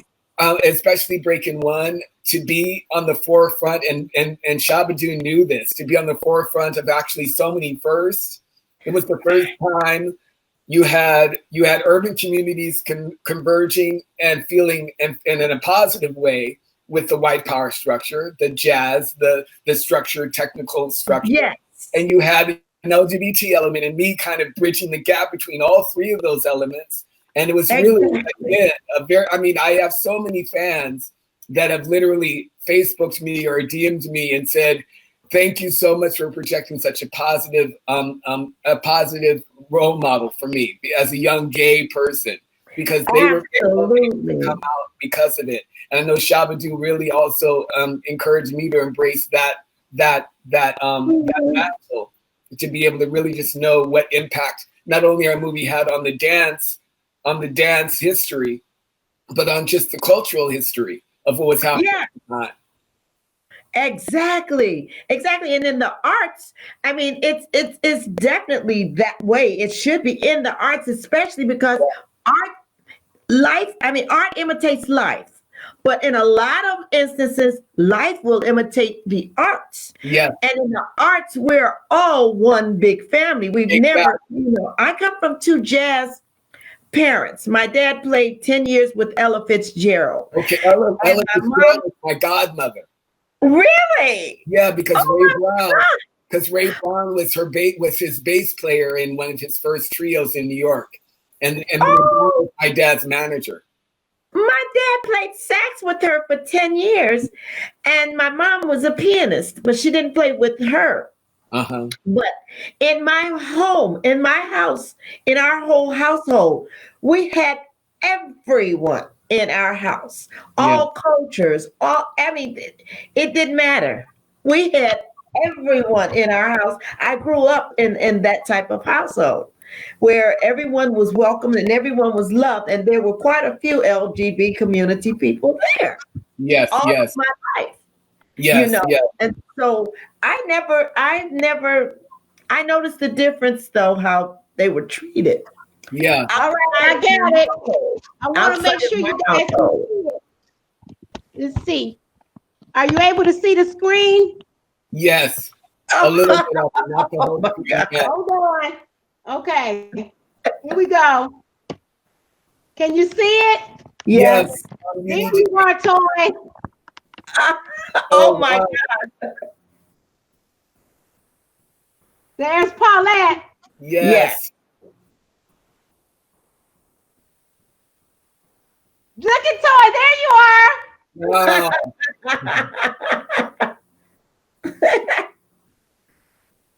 I love it. You was a funky little thing, Toy. Look at that. Pretty girl.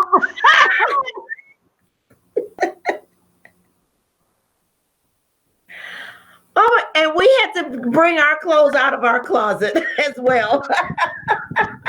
I mean, Toy, what's it like seeing yourself up there after all these years?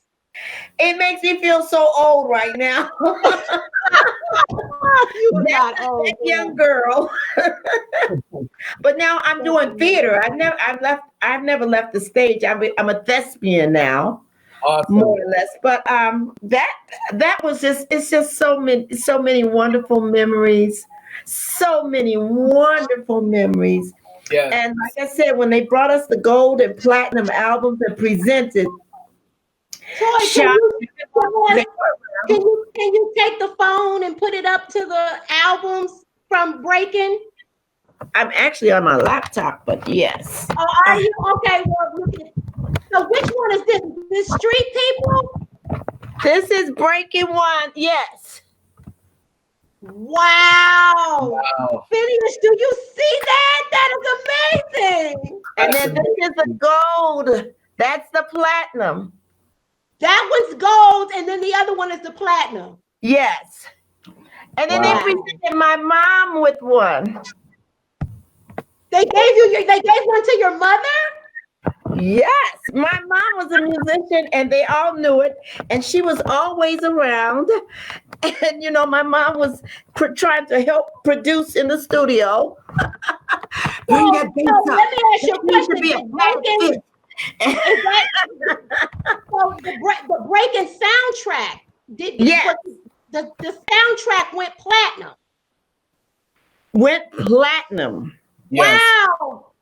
It went platinum. So, was that the first time you ever saw the gold and platinum records from Breakin'? Yes, absolutely. How did that make you feel to see that? When they first presented us with the gold record. Yeah. And we were like, wow, it went gold. They said yes. And then 2 weeks later, they called us and had us come back down to AFTRA, SAG, and AFTRA, and they said, It went platinum, and it may go double platinum. We were like, what? It's So amazing.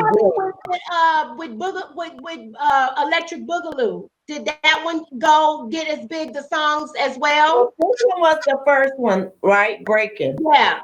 But I'm talking about Radiotron. How did Radiotron do? This was Radiotron.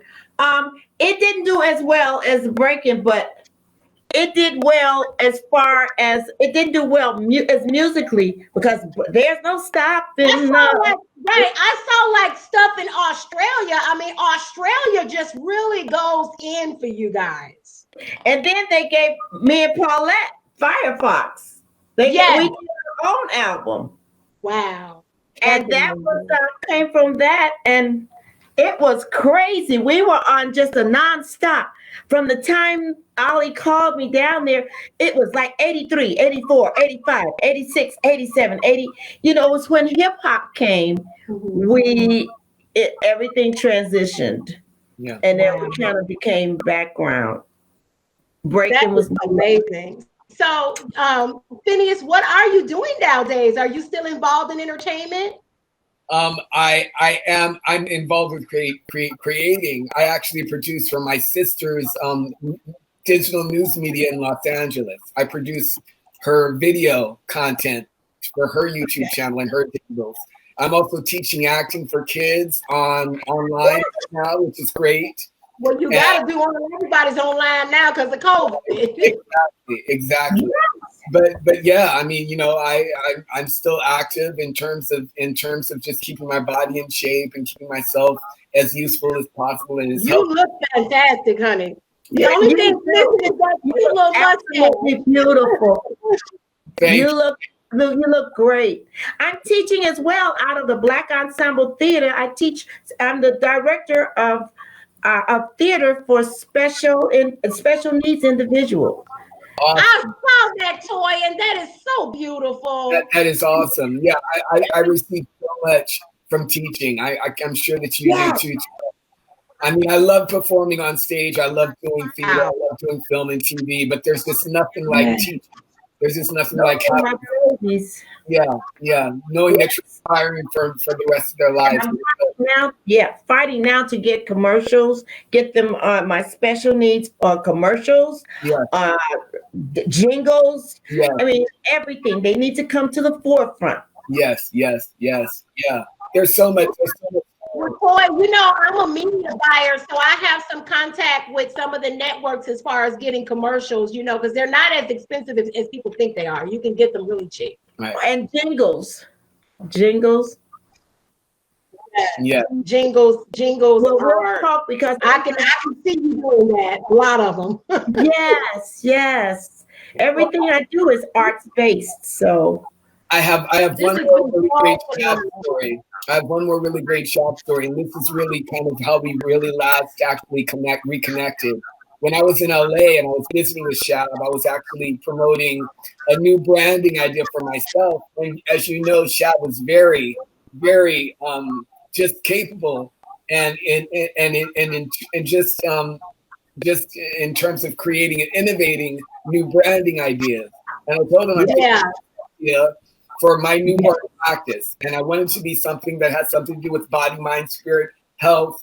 And he created a really wonderful image for me that I still use as my Facebook cover. That is the image of my newborn practice. Shabba Doo created that for you? Shabba Doo created that. And wow. I'm going to visit your Facebook. I'm going to visit and see it. He was amazing. He did everything. He photographed. He designed. He used graphics. He edited. He directed. He just never stopped expressing his creativity in whatever way he could possibly. And basically everything was possible for him. Everything. And he really, when he brought to me the ideas, I was like, Shab, you did this? Yes. He's like, yeah, I do this on the side. I do this on the side. And I was just so amazed. I was like, I have a piece of Shabba Doo original design graphic artwork that's part of my brand forever, which is really amazing. Yes, he was the total package. When you think arts, you think Shabba Doo. When you think of someone, and he never ever stopped contributing to his hood back here in Chicago. Cabrini Green, you know, Jackie Taylor's from Cabrini Green as well. Yeah. Wow. And she was in Cooley High. On that note, this is a little montage I put together. I don't know if you guys got a chance to see it, but this is Shab in his own words, just talking about putting it all, you know, just putting it all on the line. He was so passionate about this. And it was just important for me,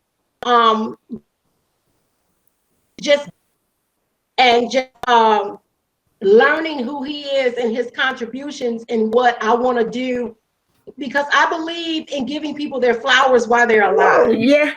And also, you know, Alderman Burnett has sent a resolution. We're going to name a holiday after him, and we're also looking into getting a street sign in Cabrini Green. I'm all aboard. I'm on board. You could come. That's him and Michael. No, I'm sorry. In the sky. Not gonna work out. Check it out. This is Franco's show. They're not gonna stop us now. Who's next? Stop us now. Ozone. Who's next?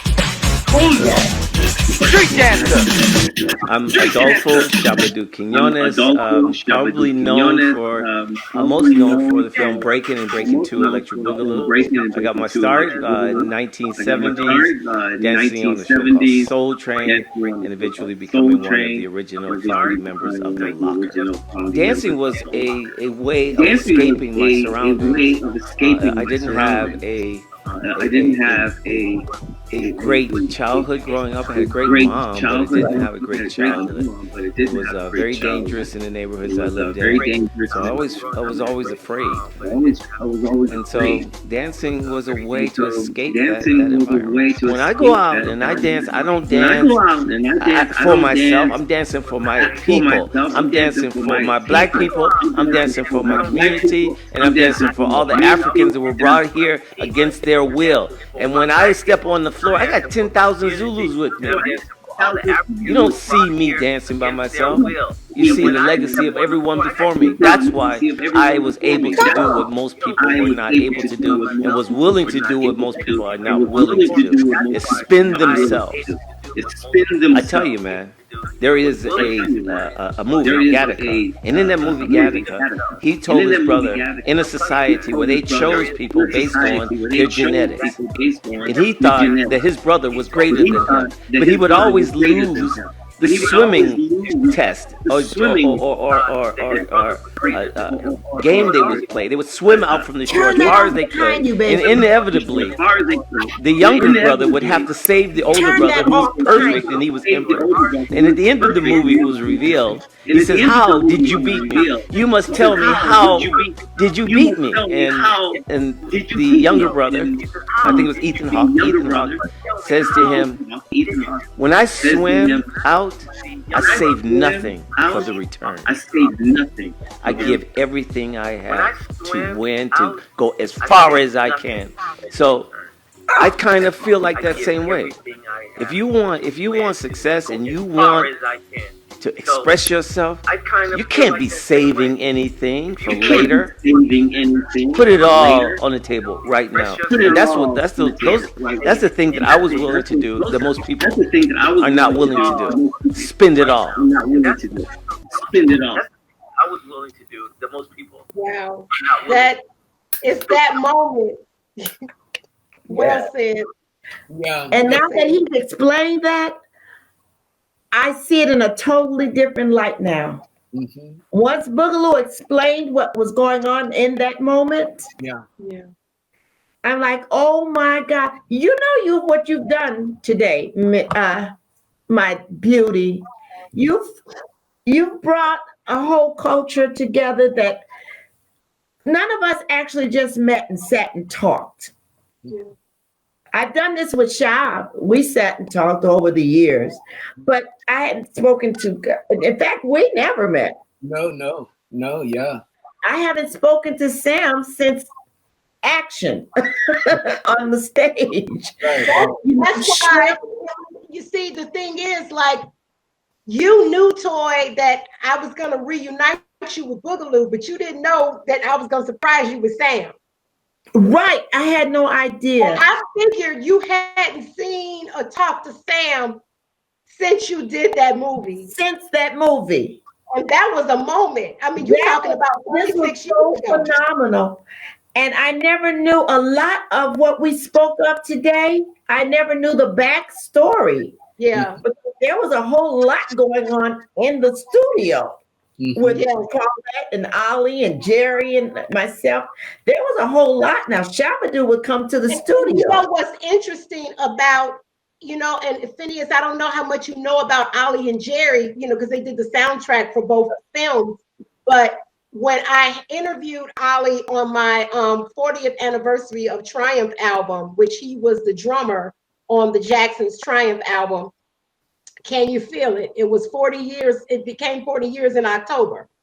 And in my pre-interview, when I talked to him, I asked him about, what transpired and as far as music was concerned. And he said that when Jerry passed away, it just really put a hole in his soul. And so now Ollie and Jerry it's a parallel with Ozone and Turbo, because now Ozone is gone. Yeah. And it's interesting how this film has a lot of parallels and metaphors and just cross references, that's happening now. But in looking at what has transpired, because I'm a very spiritual person, and I understand now, going back to the Olympics, because he is out of the flesh, it's going to have so much more of a greater meaning. Yes, it is. Yes. Yeah, absolutely. It's going to be way more phenomenal because he's no longer in the flesh. Yeah. They need to have a flag with his face on it flying. Yeah. Yeah. And I mean, if there are action figures, cartoons, I mean, this whole movement just created a global phenomenon that has transcended race, culture, time. I mean, folks got grandchildren now. Thank you. It's like I will be 50 next month. I was 13 when the movie came out, Right. And there's no stopping us, like I told Ollie, because Ollie always had me in tears.